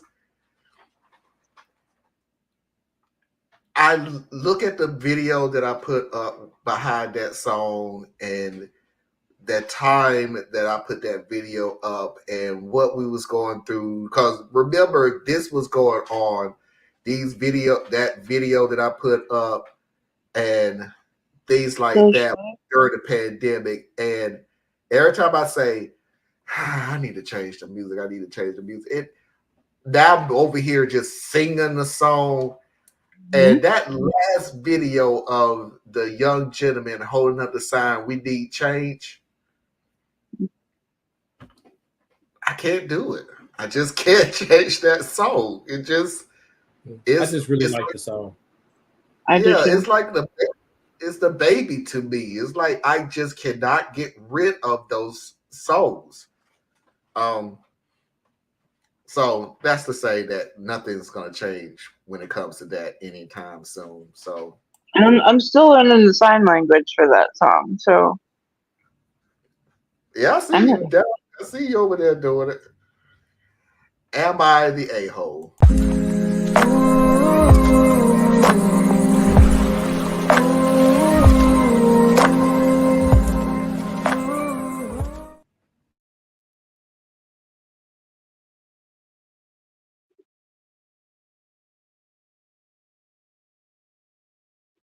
What's going on? On my end, it just started playing. Oh. On your end, you probably heard it and looking at me like I'm just standing there staring at the screen. So sorry, it just started playing. So no telling what's going to happen on this video. Live show. The agent is starting early. Well, at least it allowed us to get through the first hour. So cool. Okay. Thank you, Agent Johnson. Thank you. Oh, Anna, on a side note, let me tell you this funny story before I play the video. Okay. On a side note, I was telling Foxy about Agent Johnson. I said Agent Johnson was really messing with our video last night. We was really trying to get through it to the point where we just shutting down the video. It just wouldn't let us go through. And she was like, "Well, who is Agent Johnson?" And I was like, "Oh, you know what? I never explained Agent Johnson." I said, "Well, we was having a ticking sound in the background that only Anna could hear. And we couldn't get where that was coming from. And it just so happened that was around the time of Biden's first State of the Union, where he introduced the ambassador to Ukraine. And it looked just like Anna, like down to a T. I still don't see it. Okay. Hold that thought. Hold that thought. All right. Because the ticking sound continued to happen. It was like, so we just started saying it's Agent Johnson. We were just making a joke about Agent Johnson trying to shut down our show, blah, blah, blah. We were making a joke about it. So Foxy went downstairs to do something. And she sent me a text, and I finally read a text where she found a picture of the ambassador of Ukraine. Underneath it, she just went, "Wow." And I said, "Did I not tell you she looks like Anna?" She looked dead like Anna. And by the way, Foxy, you have to find the one where she was at the State of the Union. Dead like Anna. Look. Now watch Google said the #1 search right now is the ambassador to the Ukraine. Anyway, not my girlfriend. I am in a peculiar situation. This woman we will call Rachel is under the impression that we are in a relationship. This has been going on for 4 years now. I have never asked her to be my girlfriend, but there was a miscommunication at some point. Now, I won't lie, I played into it a lot and shouldn't have. I did all the couples things couples do, but never asked her to be my girlfriend at all, or referred to her as my girlfriend. I didn't stop her from calling me her boyfriend or wanting to celebrate our anniversary. In my mind, however, I was single. So when I hear her ask about marriage or moving in together, it makes no sense. I figured she would one day realize I never officially asked her and then realize it before things get out of hand, but she never did. Everything was fine until about a month ago. I met this beautiful woman. Oh, for sake. She's not my girlfriend either. There's this food truck that isn't far from my house. I asked her for her number and we've hit it off. Things are getting serious and I'm going to ask her to be my girlfriend soon. Before I do that, I need to address the elephant in the room with Rachel. Edit for clarification purposes, I was wrong. I'm remorseful and disgusted with my actions. I know people think I'm not remorseful, but that's not true at all. And what I did was disgusting.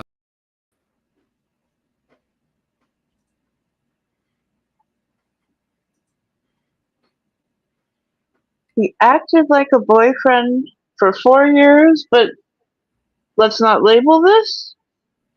Because he technically did not ask her to be his girlfriend.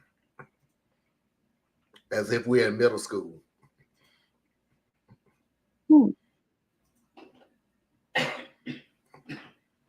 Okay. How many parts is this? 3. Okay. It is the Ukrainian ambassador to the yes. To the yes.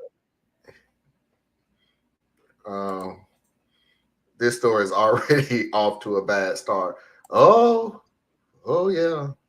You got anything, Theos, or you want to finish reading your book? No, I'm okay. I don't want to monopolize too much of the discussion anymore. You said there's 2 more. Let's see what's going on. All right. He's back. Here is the update. I did it. Update. I took everyone's advice and broke up with Rachel instead of saying we weren't in a relationship. That was the advice everyone gave you. To the criticism, I hear you and take full responsibility. My behavior was abhorrent, and looking back at it, I'm appalled by my behavior. Bullshit.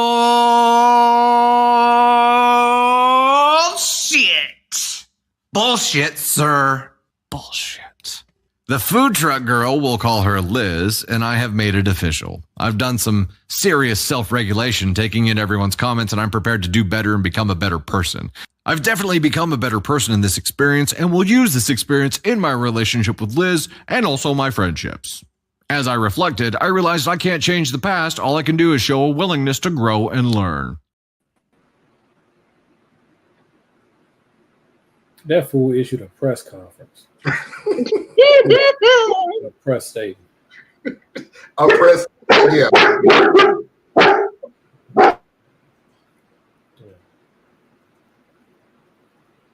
Even Anna's dog know this is bullshit. So yeah, she kind of pissed off too listening to this crap.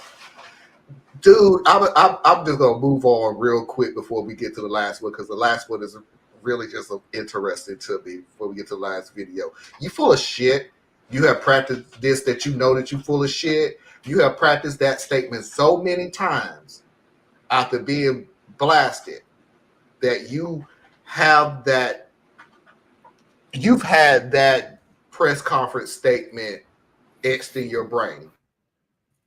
And you have it to the point where it's a universal statement. I understand my wrong, and I will continue to improve myself as the days go on. I cannot change the past, but what I can promise you that I will forge a better future for me and everyone that's in my life. And if you vote for me, you full of shit, dude. You really are. You don't believe anything that you say. because you don't know where your reality begin and your bullshit ends.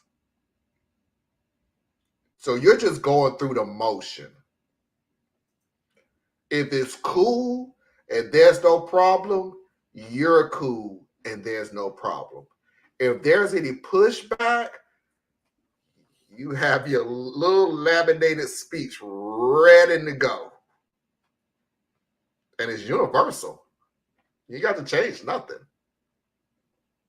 But let's go ahead and get into the last video. And the reason I'm making this video is because this is a commenter.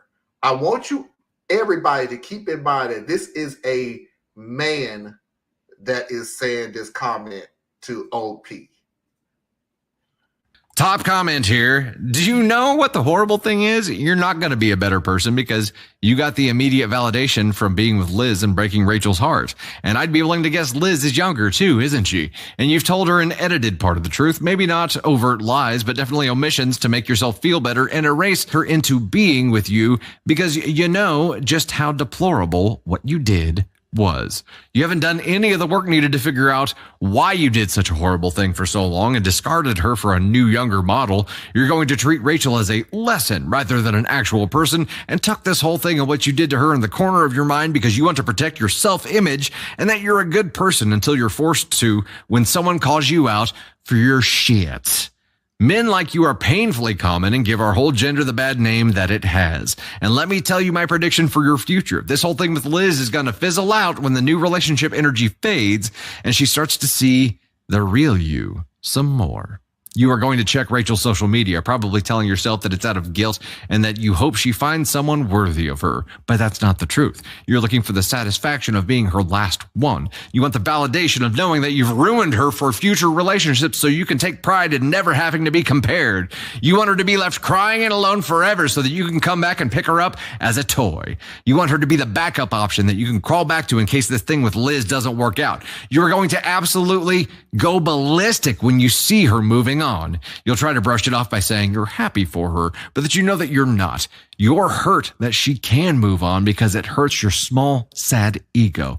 The discomfort is going to eat away at your insides and make things tense with Liz. Assuming your relationship lasts long enough for Rachel to reach the end of her grieving and healing stages needed for wasting 4 years with you. If it didn't end with her by then, it's going to end much sooner. You'd be left alone and bitter with nothing but yourself and company. And you know better than anyone how awful it is being you. You'll treat Liz as another lesson in your life. Start to resent her for leading you astray from Rachel. You'll resent Rachel for having the audacity to move on. You'll probably get misogynistic, more so if you aren't already. Slut, whore, bitch, females derogatory. Will probably get into your vocabulary and inner thoughts a lot as you try to blame women for all your problems to protect your ego. But you know the truth. It's you. It's always been you.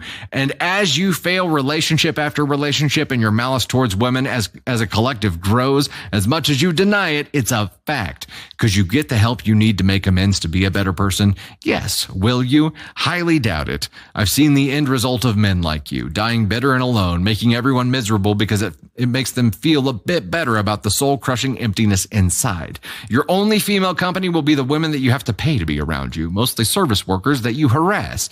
If you make enough money, maybe you'll be able to get a trophy wife, but you'll resent her for not loving you and only being there for your money. But why would she?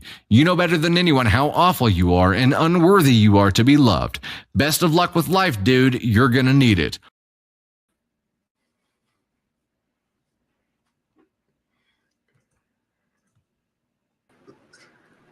I'm going to say the unpopular opinion. Wow. That was not written by no dude. I agree with everything that was said, but I really think that was a lady who wrote that because it was like, you a little too emotionally invested in this dude. But anyway, good points made, but just way too long. Way too long. Somebody wrote that? Come on. Wrote that. Yeah. So that's a 3-minute read. Imagine how long it took to write. You're going to live out your days with a dog and a cat and a parakeet and a fish. And none of them are going to love you because you are unlovable. And You know, I'm like, okay, all right, okay. Did he say how old he is? No, he didn't. Mm-mm. Honestly, that type of behavior, he could be any kind of age. I'm in his 20s. Yeah, probably because he's hitting on the girl at the food truck. But once again, that could be any age. I think his comment has some good points, but way too eloquently going on and elaborate. Yeah, that's what I'm saying. That was not just, I don't know. It could be someone's honest assessment and whatever. But it just seemed a little emotionally involved in the response, and it started drifting off. Like, started going into a level of detail that generally, if a guy's commenting on another guy like this, we don't quite use the style. That's probably better. Style. But either way, whoever wrote it, they made excellent points based off of what we know of this guy. He's a creep.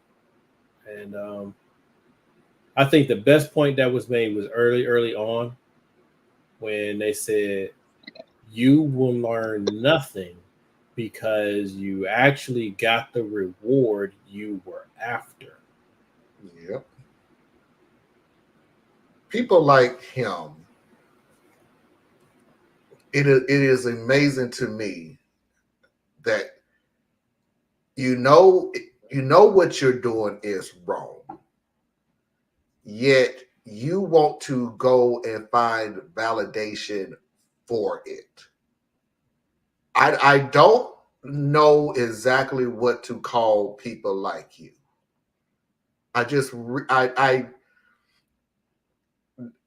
Arrogant and entitled. I don't know. Give me something, because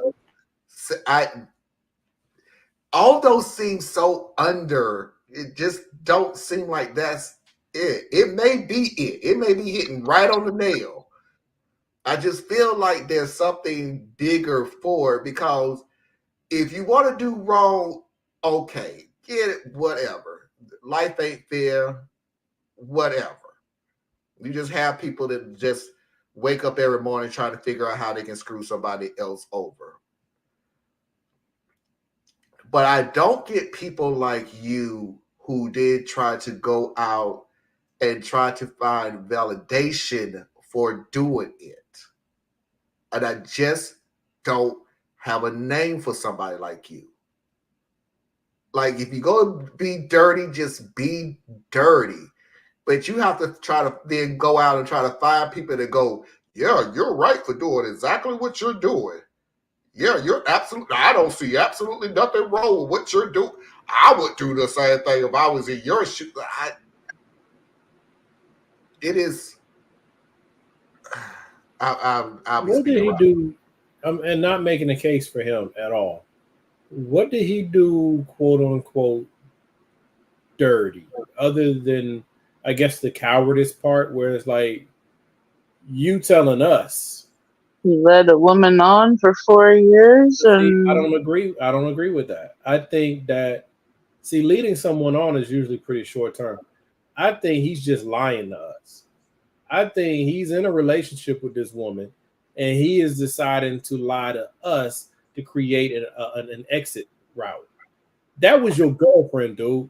Like, we all know it. That's why he came back in the second part and admitted, yeah, you're right. She's actually my girlfriend. That's why we broke up. You know what I'm saying? He knew he was lying when he said that. Unfortunately, people don't pick up on this, but this is what some dudes do. He was in that relationship. That was his relationship. But he was in a relationship that was based on until something better comes along. And look, and I get that. That's why I said dirty is dirty and what you did wrong. But I'm saying that the validation part, had to answer your question, is what was so dirty was just say, hey, I met somebody who I'm feeling a lot more than my current girlfriend. Now, is that still foul? Hey, in some eyes it is, in some eyes it isn't. But you just come out your mouth with the whole, well, I didn't write to pen a paper to ask her to be my girlfriend. She just up and assumed that we was together. That's the foul thing. Like, bruh, that is who foul. are you lying to?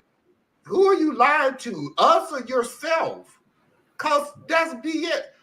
We celebrate. I mean, just because we celebrated anniversaries, bruh. Okay, look. None of what you said literally would have had anybody calling you out if you'd have sat there and just been honest and say, hey, I met a chick that I'm feeling a lot more than my girlfriend. Yeah, because the honorable thing to do is you're no longer into her, break up with her. That's the honorable thing to do. But we see people all the time. It's actually more common than not, I think, that people don't like the uncomfortable situation. Plus, they don't like the situation, the experience of losing something. So they go to secure something else before they let the other one go. See it all the time. All the time. And to me, that's just selfishness and cowardice, but it's mainly selfishness, right? It's okay for you to have to heal from this relationship falling apart. But see, I get to see it coming. So I got to go ahead and put myself in a good spot before I let you go. That's selfish. If it's time to go, it's time to go. Break up with her. Both of y'all break up with nobody got nobody. Okay? And then you do your thing, right? You want to go court this other young lady, go court her. But be clean, have a clean break first. And that's what we would say is supposed to be done, but that's not what most people do. It just simply isn't what most people do. Yeah, it sort of just comes off. I ain't gonna say sort of because it is exactly what I'm gonna say.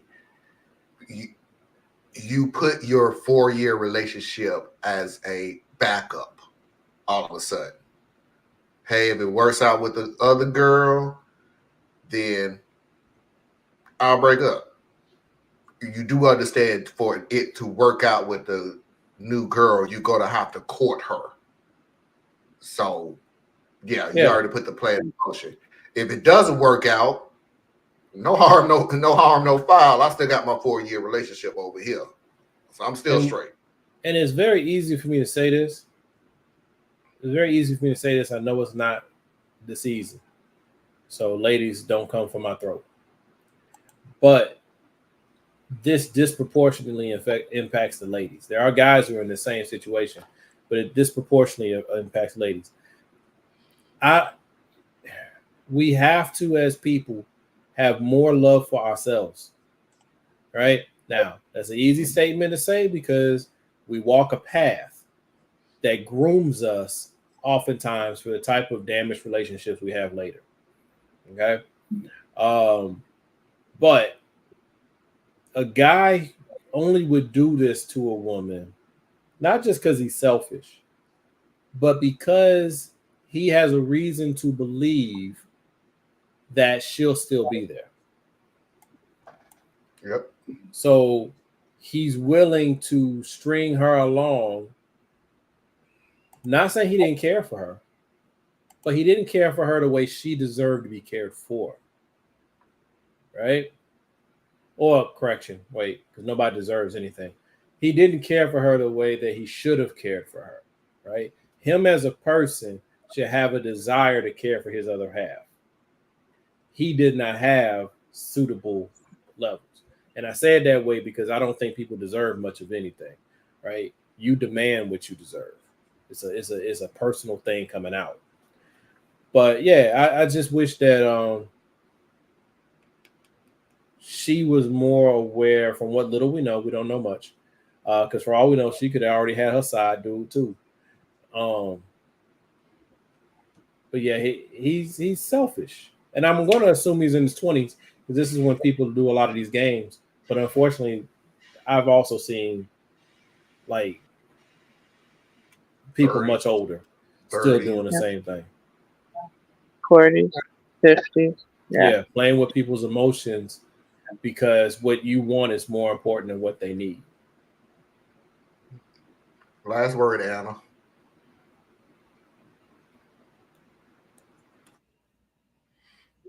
You know, if you're doing relationship things, you're in a relationship.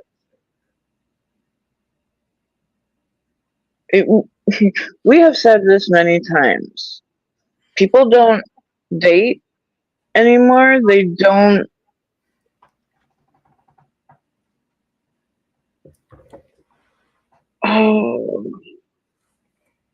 They don't give themselves enough of a chance, nor do they give partners. You know, this whole thing was weird.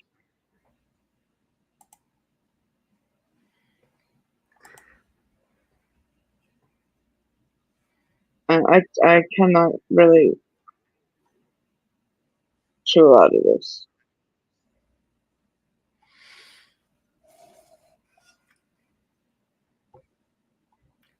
All right. Anna, take your headphones off. Out. Positive story of the week.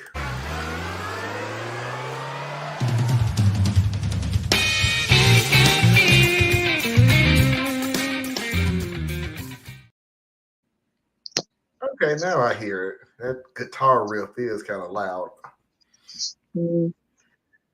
Okay.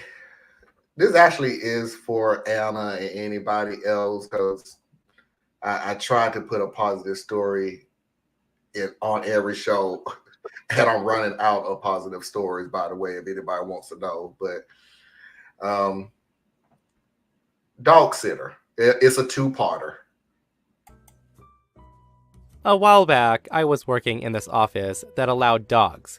It was an open floor plan, and since customers never came into the office, we kept the dogs' food and water bowls right by the front door, just because it was the most convenient space, and no one else would see them but us who worked there.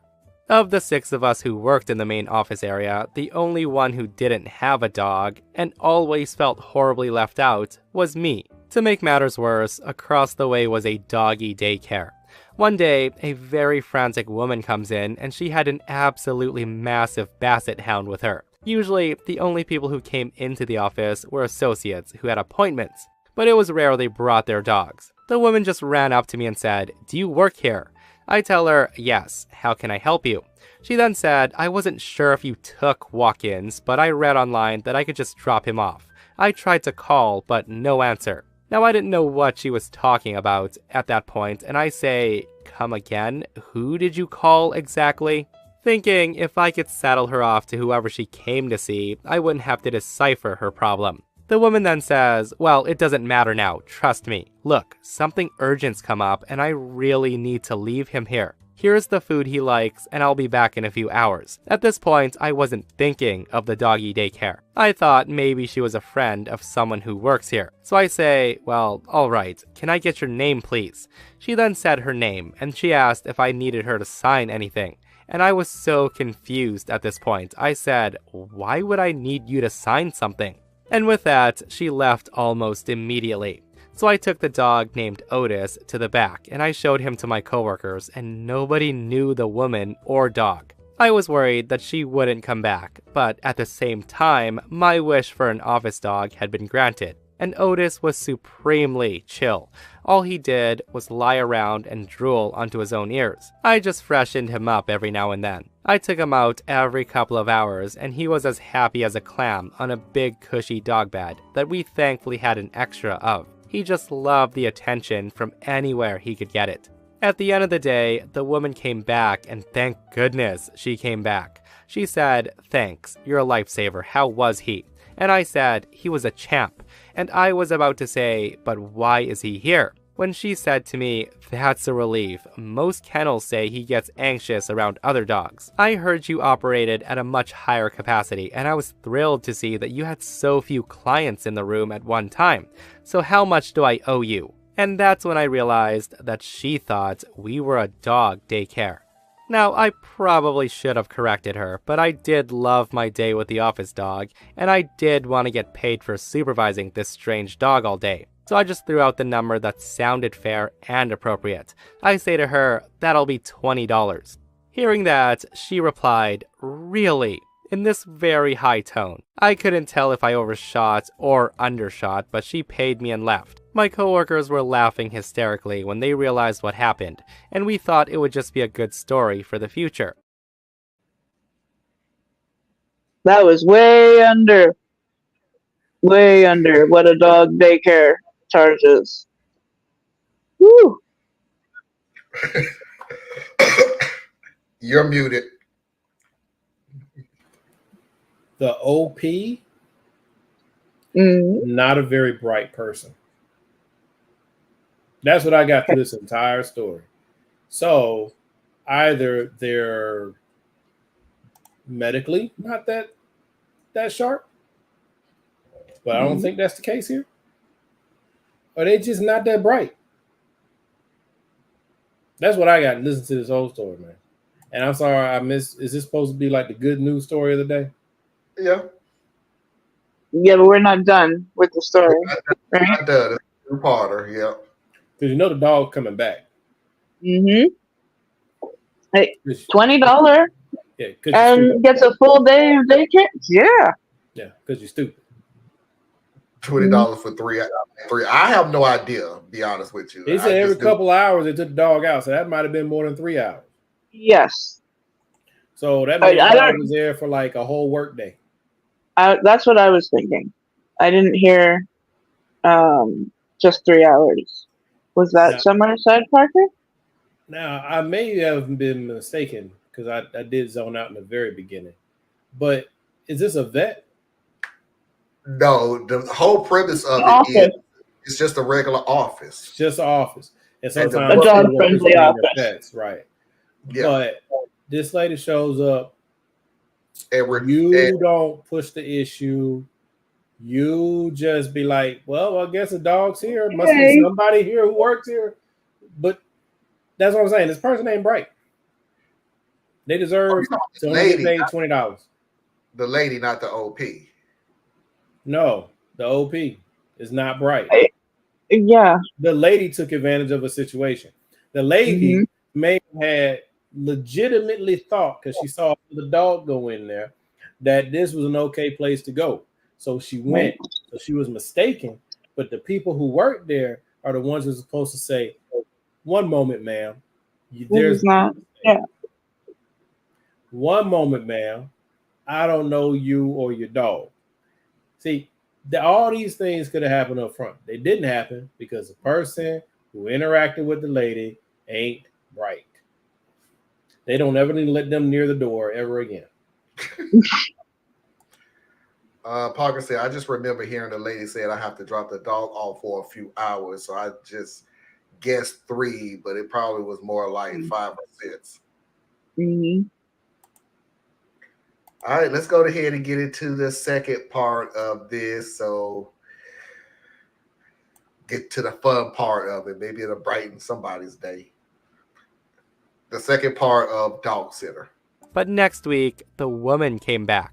She said we were so much more affordable and less overcrowded than the other place that she was happy to use us. I was just glad for the company, so I took him. Now, I didn't think there was any way she couldn't have at least had some idea we weren't a dog daycare. The whole ordeal was so strange that I just figured, don't question a good thing. Not long after, Otis started getting dropped off like 2, sometimes even 3 or 4 days a week, and I was in heaven. He was such a love. He made fast friends with everyone. One day, we took our office Christmas card photo, and Otis was over that day, so we included him in a Santa hat. It was pretty great, but it turns out Otis's owner was friends with one of our clients, who I guess happened to have the card out on her table, or she was kind enough to display it alongside her other holiday cards. Because one day, Otis's owner came in holding the card. She walked up to me and said, I can't believe I'm asking this, but is this my dog in the photo? This isn't a dog daycare at all. This is an office, isn't it?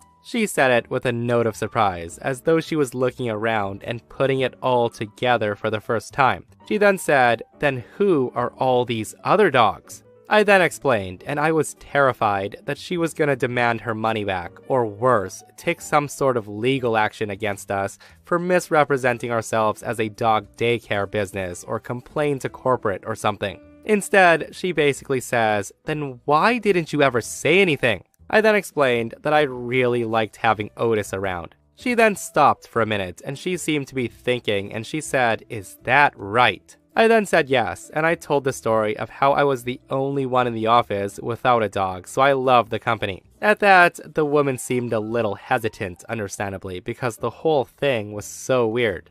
She then turned to my coworker and asked if I was telling the whole truth, and I don't know why she thought my coworker, also a stranger to her, was any more trustworthy than me, but hey, strange times. Coworker backed me up. She then said, "Well, I wish you would have said something sooner. It could have saved me a lot of embarrassment with my friend back there.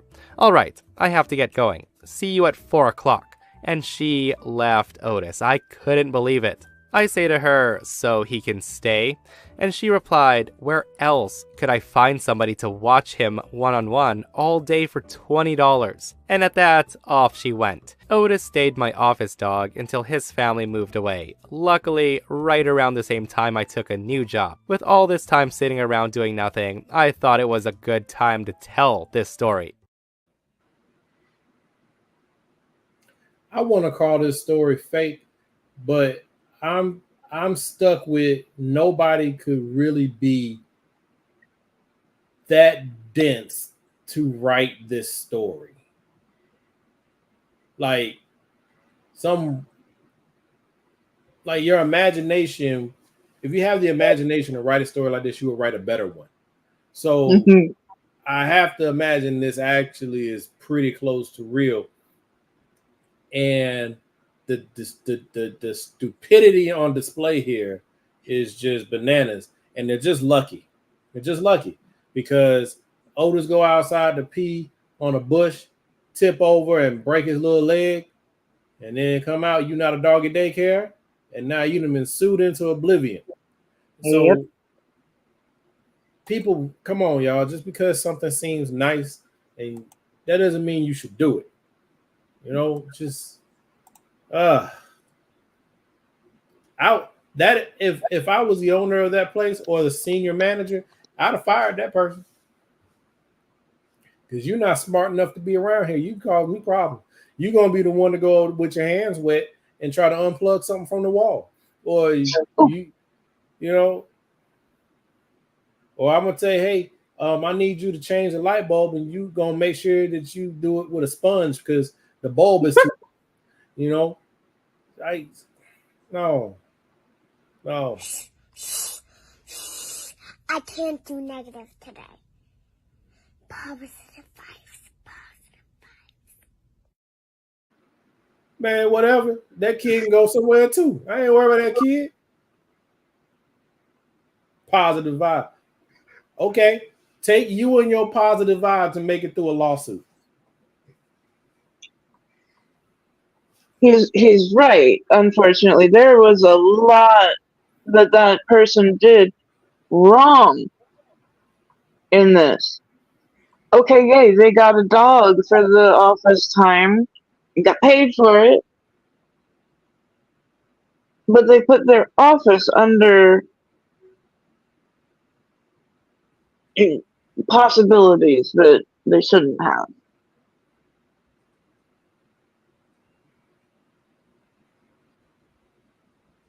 There's one more part to this? Nope, that was it. Oh, that's it. Thank God. I mean, I was almost thinking that the lady was going to say, "Oh, you get along with Otis? Why don't I give him to you?" Like, that was where the cadence of the story was going. It made more sense. What, Parker? She tried to steal this woman's dog, man. It's not a worst person of the year. She's not a worst person. No. Worst person because they're clueless. I mean, Dumb. what if Otis didn't get along with one of the other dogs in there, and they got the tussling? Right. What if he'd bitten someone? You know? Wow. Well, I'm gonna keep trying to put these positive stories up whenever I can find them. Cause I mean, you just missed with this one. I think you at did this good point with in the time, last one. it don't matter because these are few and far in between as of lately. I've been scouring, and I know there is a video. Because I think Anna sent me one where all they do is positive stories, but ooh, some of them was corny. I tried to listen to them. It's like some of those stories was so real or not. It was like, dude, I'm sorry, what happened? You almost got hit by a car, but a gust of wind lifted you up over the car and you was okay? I'm gonna say nah.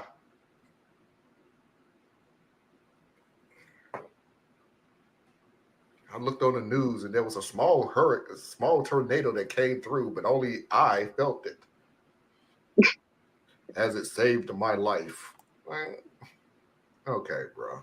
Okay. I grabbed the tornado by its tail, and I spun it counterclockwise until it dissipated, thereby saving the entire town.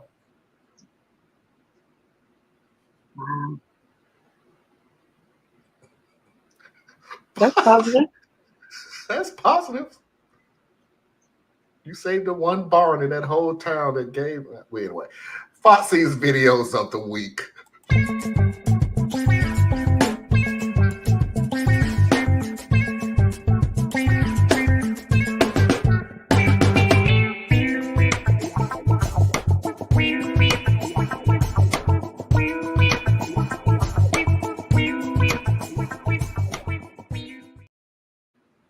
I'm not going to change that song either because if you know Foxy the way I know Foxy, that music literally fits.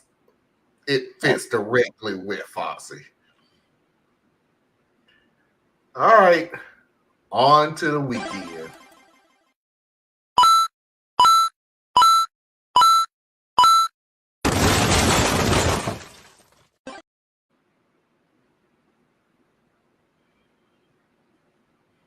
Oh, baby.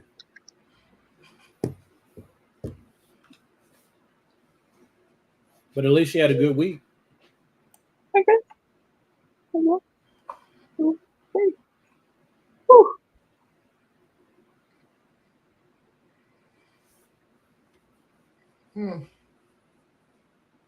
She's fine. Okay.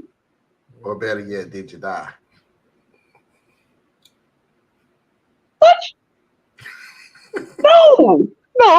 No. Yeah, I don't think that was the best application of that saying.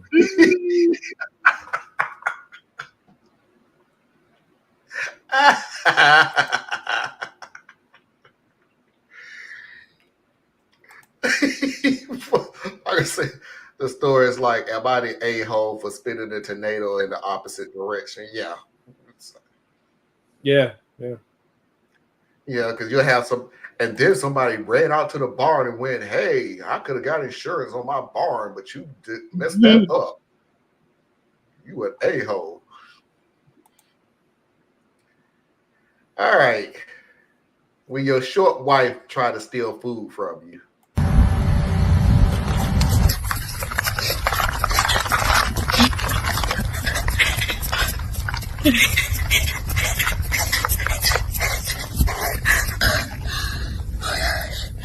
That's exhausting.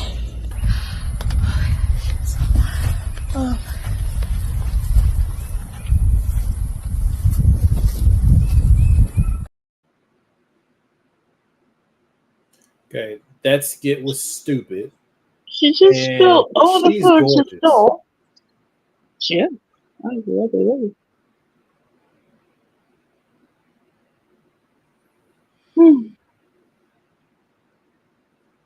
Wasting food though. Throwing it all around. Yeah, I don't like that. You can get it real crispy too. I don't like that. Last video of the night.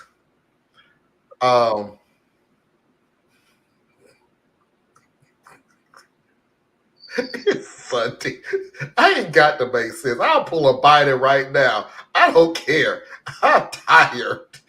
I'm just. What Biden got to do with this, man? Biden has to do with everything. Anna, once again, we might have to have a meeting. It's becoming more apparent. How will fire your ass as ambassador to Ukraine so quickly you won't have a vote? Don't mess with me, Anna. Even though I don't think I'm actually the one who voted you in. Is that the president's job? He doesn't even know what his presidential authority is. I'm not I think president. we might need to step in. I'm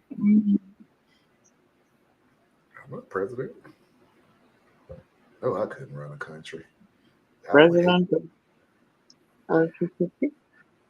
Last time somebody tried to take the keys, he fired him. We remember you, Javier. Javier.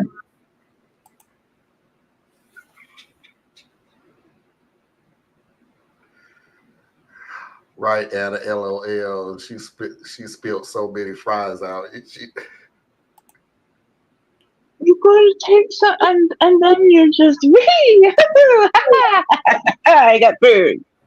Yeah, I can't eat French fries anymore, but I'm offended by anybody who disrespects the magic of the French fry.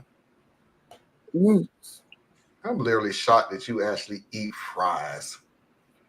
Man, I love French fries. Really? I love French fries. Anna, look who we're talking about. I What? hear all that he has said about floating food and I don't put my French fries in water. right. I just don't get how. I'm just shocked at anything that he likes. Okay. Just think of a 9-year-old with good food taste. You get me. Before you even finish that joke, remember who also we have on here. So please do not say something grotesque. So Anna has to. We're okay. I ain't saying nothing gross. You ain't like I started talking about mayonnaise.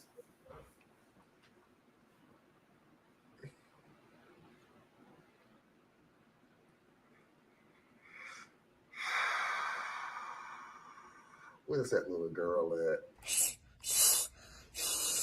I can't do negative today. Positive vibes.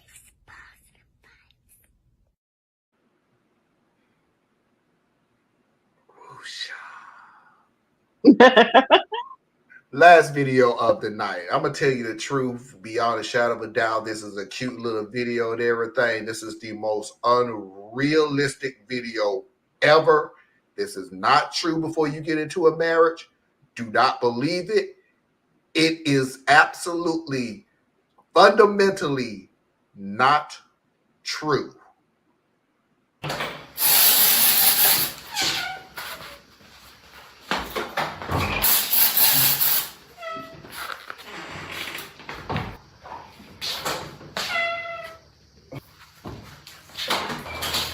Maybe now I was thinking if we could just Mama. Okay, cool. So I can't speak for everybody, but I hope this applies to everybody. Black folk don't eat in the bathroom. Like that's okay. Now there's this one guy that I seen that works in my building, and I think he might, but generally, that's an absolute no. But yeah, no. I've been married for 17 years.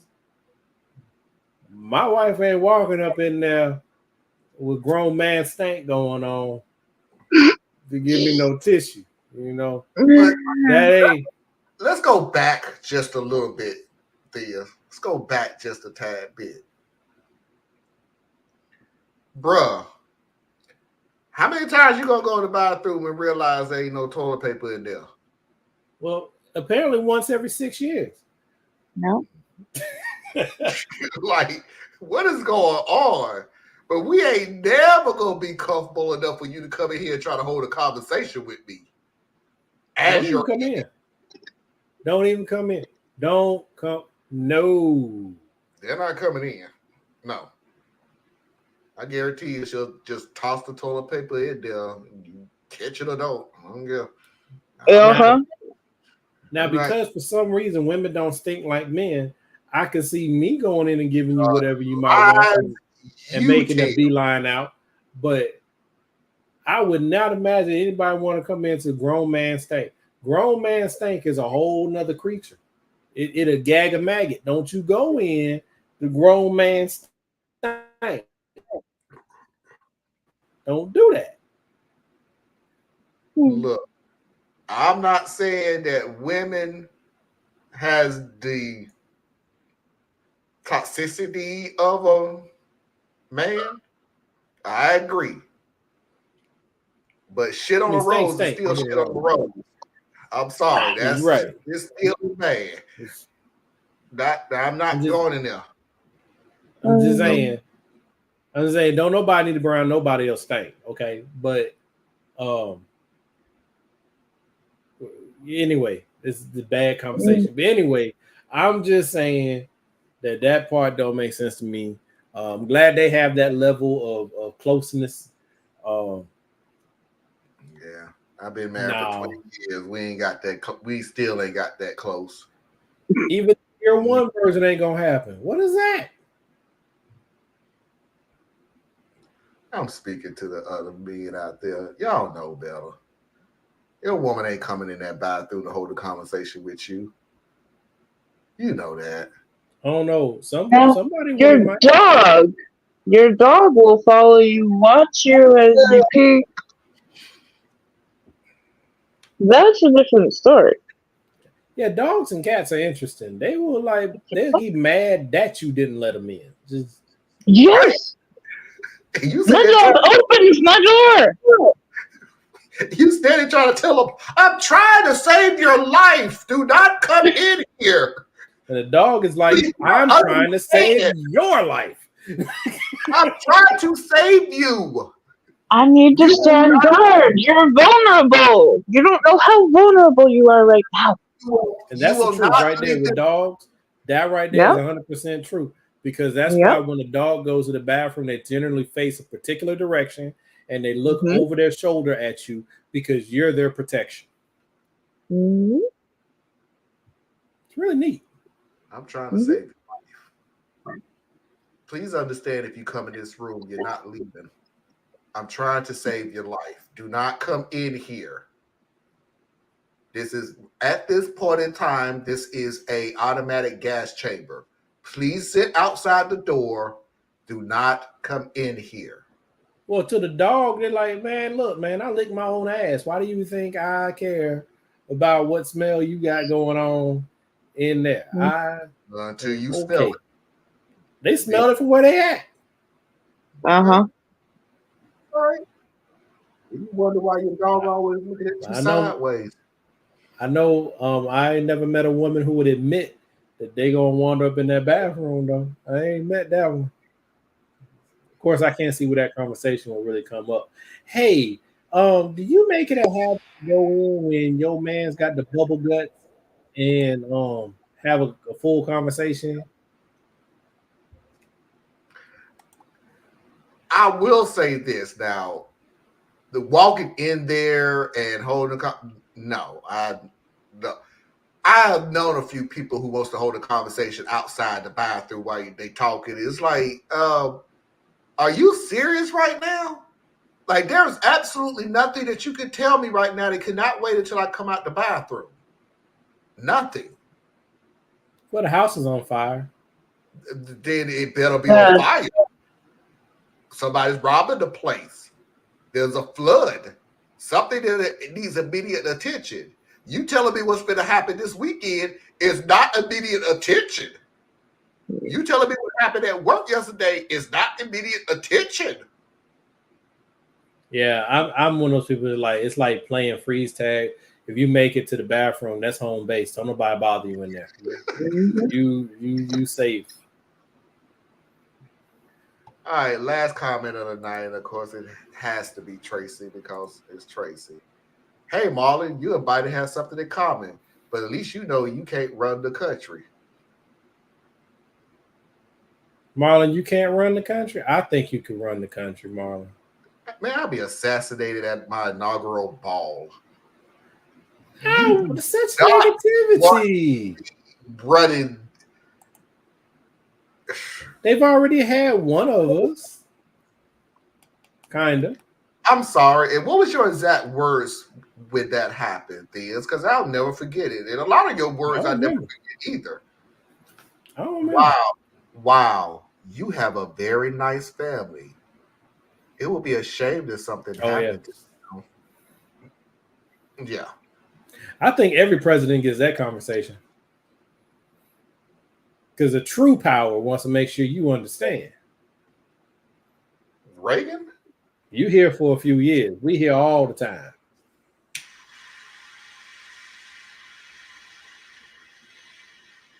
There's a reason people like this get to sit down at the table with every president. You can see somebody saying that to Reagan? Yeah. There's power that exists because there's money that you can't imagine that sits out there, and they always are there. You don't get to know their names. Like we just found out about the dude who joined the Heritage Foundation when he was younger, and now Harlan Crow, and how deep his power goes. Mm-hmm. So there's more like him. There's plenty more like him. So yeah, the people who own, was it like Halliburton and all them, the ones who make our weapons? Yeah, I'm pretty sure they have some conversations, and they can speak frankly. So yeah, I don't doubt it, man. And then think about Reagan, just for Reagan, because I don't like him anyway. But why did Reagan choose Bush Sr. to be his VP? The man who was the head of the CIA overseeing Iran-Contra immediately before to help get Reagan elected in the first place. There's some power movers out there, man. Us regular folks call them Illuminati. Didn't they fix the release of the prisoners to not happen until Reagan was in? They did the whole thing to make Jimmy Carter look completely incompetent. First, the CIA destabilized Iran in the first place. Iran reacted to us, thereby taking those hostages, and then they delayed getting the hostages back until it was the best time after the election. So it's crazy, man. I know about the plane that they was building during Carter's administration. It was almost at the end of his first and only term. And Carter vetoed the build of them. And one of the generals, like a fighter jet or something? Yeah. Oh, yeah, I know. And one of the generals asked the lower people who was building them, like, what's the holdup? You know, we need these planes. And it was like, well, Carter vetoed, so we can't build them. And he was like, hold my beer. Hold my beer. Go ahead and build them. We'll take care of it. And we got Reagan. Got in the way of the money. Selected. Yep. There's some thought in there. And think about how much, like, we talk nicely about Carter now because the man, I guess he's still alive. He's been in hospice for a while. But I didn't know he was in hospice. Yeah, he's been in hospice for about 3 years now because he was in hospice right before his wife passed away. Yeah. But yeah, like, this was a decent man who didn't want wars. told people the truth. And what happened? He was punished for it. Yep. Every president we've had that has been a consummate liar has been rewarded. So who do we have now? So we have Carter, Clinton, Bush, W. Jr., Yeah. Obama. Well, I mean, Trump. since Carter, we're only missing like 2. Mm-hmm. Reagan and Bush Sr. Yeah, Reagan and Senior. Yeah. Okay. When you have that presidential health care, I think part of what kept Carter alive is he's just a decent man and he stayed active and busy even in retirement. Yep. You know, I don't know what's going to happen with W.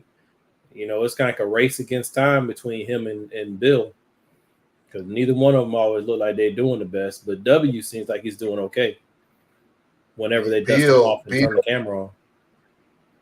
Bill looks bad. Yeah, because he turned into that.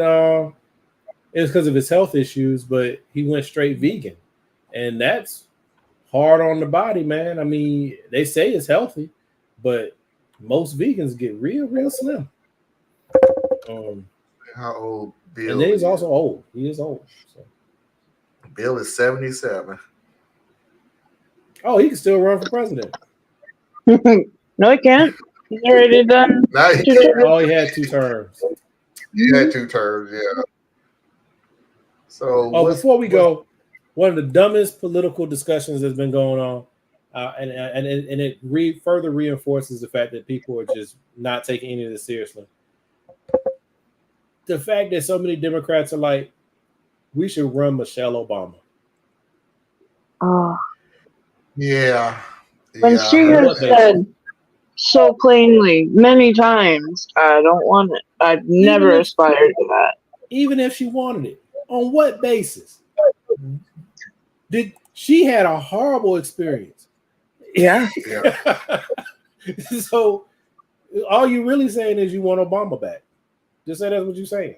But you're talking about a woman who was off at Obama for running a second term.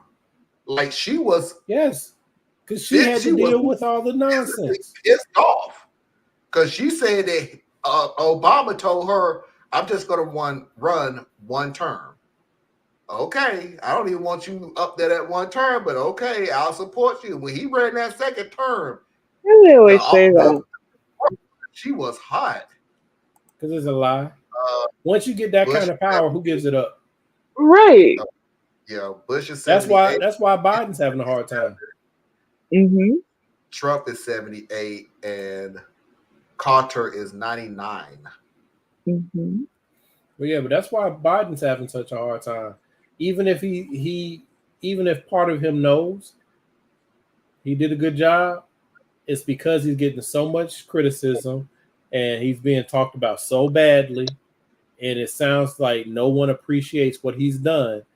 His ego can't let him put it down. Because you think about it, you have done arguably a great job. And everybody didn't think you could do it when you got in there. And now your entire legacy is in danger of becoming a joke because other people don't want to believe in you despite the fact that you've not failed them yet. You had a bad speech, but you haven't failed anybody on anything. Well, I get it. I get it. But we have to be realistic when it comes to Biden, and if I'll just speak for myself, so I'm not saying everybody got to be realistic. I have to have an understanding that I didn't vote for Biden because I wanted Biden. I vote for Biden because I definitely did not want damn Trump. I also am saying that for the fact that I know or I knew at the time wasn't shit that happened with Biden in there. So for him to do the stuff that he did was a pleasant surprise. But to be honest with you, I was ready to go into that knowing that we was going to get 4 years of stabilization. That's it. There was going to be no forward movement whatsoever from Biden. He was going to stabilize it from the 4 years of Trump. It was going to be boring. We ain't going to get jack squat out of it. And okay. So when he started doing things, now granted, Biden, don't take this as credit because, again, you still did some bullshit things that's like off the bat, be honest What did with he you. What? What are you referring to? The report of the report, and I'm saying it as a report, so it's not, a final here. This is what happened, but the who was the black pastors that always come every year to talk to them about black issues and everything. And he got mad and threw him out. Depends on what they were saying. They don't throw him out, but he was very short with them.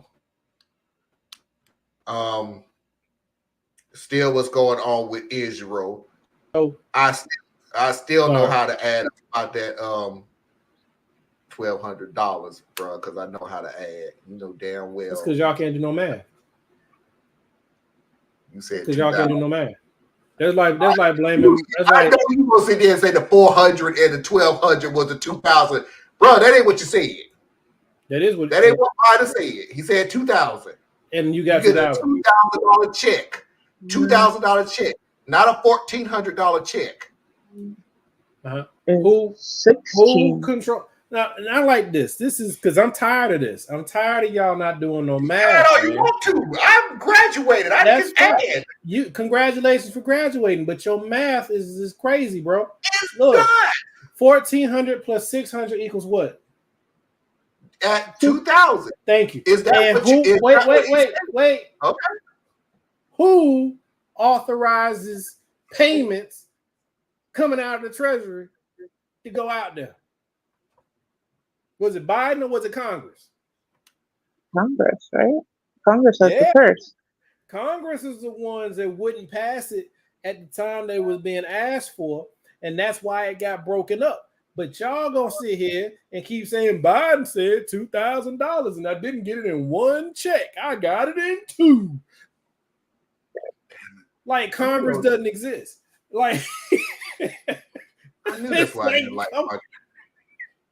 That's why I don't like Marjorie Taylor Greene. But I'm like, come on, man. And then that's how many years ago? Oh my God. You still owe us $400, bro. You still owe us $400. See, y'all, I'm speaking in general terms. There's more than you out there doing this. You sound like Trumpers. I don't care what the facts are. This is what I feel. Dag nabbit, I feel. Biden said he was going to give people a $2,000 check the day before the Georgia Senate runoff election. And at that point, Trump and Congress had already passed the $600 check. Mm-hmm. And who decides the money that gets out the door? And then I remember that fool Blame the actually right held people. up. Blame the right people. Trump held up the check because he wanted to put his name on the check. And that was the earlier check. That was the earlier check. Woo! This one right here, Trump is still president, and Trump refused to approve anything. Him and his Republican people, they did not want to give anything, and Trump was against it all the way to the end. And then when it got to the point where they were going to do this 600 thing, all of a sudden Trump said, "Well, I would have gave you 2,000." Last week you said we couldn't have nothing. So it's like that's my biggest thing, man. Like we can't expect our politicians to take us seriously when we're not even serious. You know that the president got X number of authorities and powers, And you know that Congress is dysfunctional. You know they are. How often do I hear people get up here on our show or in any of these talking head shows and blame Congress for much of anything?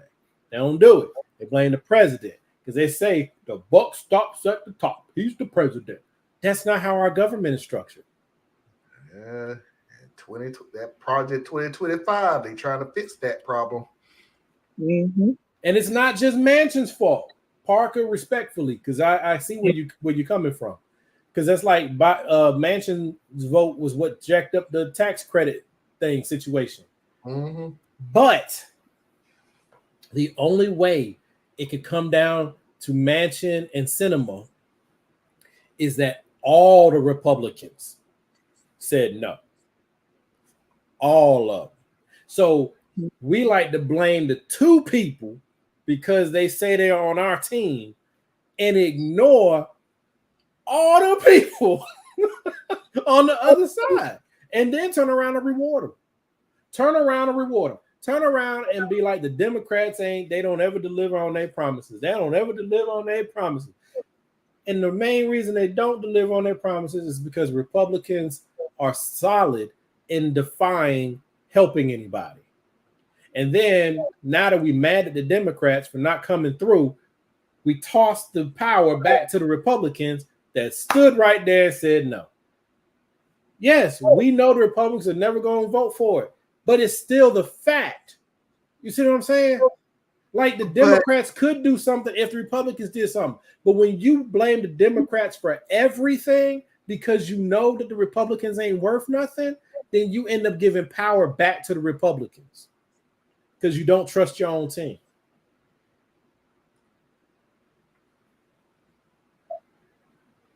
Well,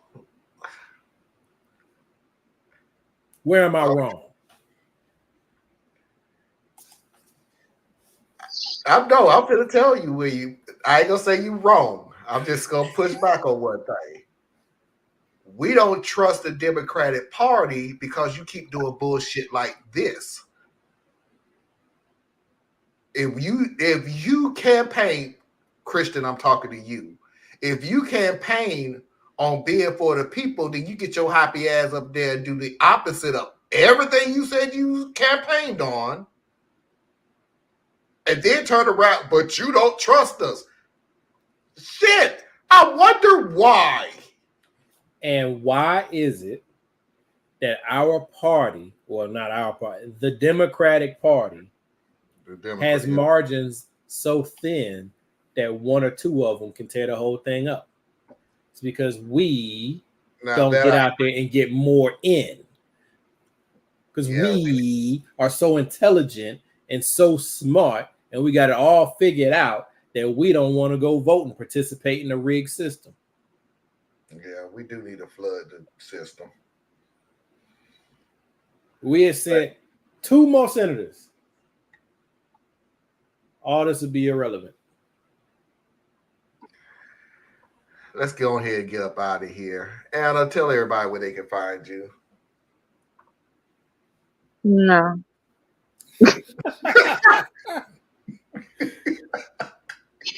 BrilliantEtc.com. Anna, breaking news. Anna Hart has quit Radical Truth to Power. Theus? You can find me at Complex Mind Simple Man. You can find me at OurUnitedCore.com. So yeah, that's the best way you can find me. But realistically, you can find me right here because it's the best place to find me for real. Oh, Theus, how has it gone with the barbershop? Is there any? So each month we've done this. Is the second month that we have done the. It's $100 we give to the barbershop because it's $25 a haircut. So the owner, his name is Rodney, great guy. He does a lot of work in the community with our local high school, as well as he's very politically active as well. But we give him $100. We did it in June. Just gave him for July about 2 weeks ago. But what was really cool is we're paying for 4 haircuts, which he just at random picks 4 of his customers and lets them know, hey, our United Core, the community has come together and we're covering the cost of your haircut. And here's their card, right? So good was the feedback, he said, that he chipped in an additional 2 haircuts. So he's doing a total of 6 each month. Wow. So that's really cool. And that's how community builds. And then another thing which I hadn't announced, as a school teacher in South Carolina, she's on my timeline, and she had put out Amazon wish list because teachers they have to stock their own classrooms. They ain't, So our United Core purchased a set of headphones. It's pretty good headphones. And donated those to her class. So she was really appreciative of that. So thank you, everybody. Your support makes that possible. And then I don't recall because I haven't kept good track of it, but there's been at least twice where we've also covered a portion of a random person's fuel costs. So, these are just things that we're doing. The goal is, we don't have a lot of money, but what we do is we help people sporadically. Over time, our name will get out there and we'll start to actually grow from it. But in the meantime, it's just good to know I don't know you, you don't know me, but there is a we out here that cares about you. And here's just a token of our kindness and appreciation for you just doing what you're doing. So thank you, everybody. Thank you. That is so cool. That is so cool. Last comment of the night. This was a really good show tonight. By the way, enjoy the discussion, even if Diaz and Anna has to hold a secret meeting right after this. We're okay. We're okay. We already have the winning ticket. We're going to stay the course, and we're going to continue moving forward. God, that made my stomach turn. Stay the course. Ugh.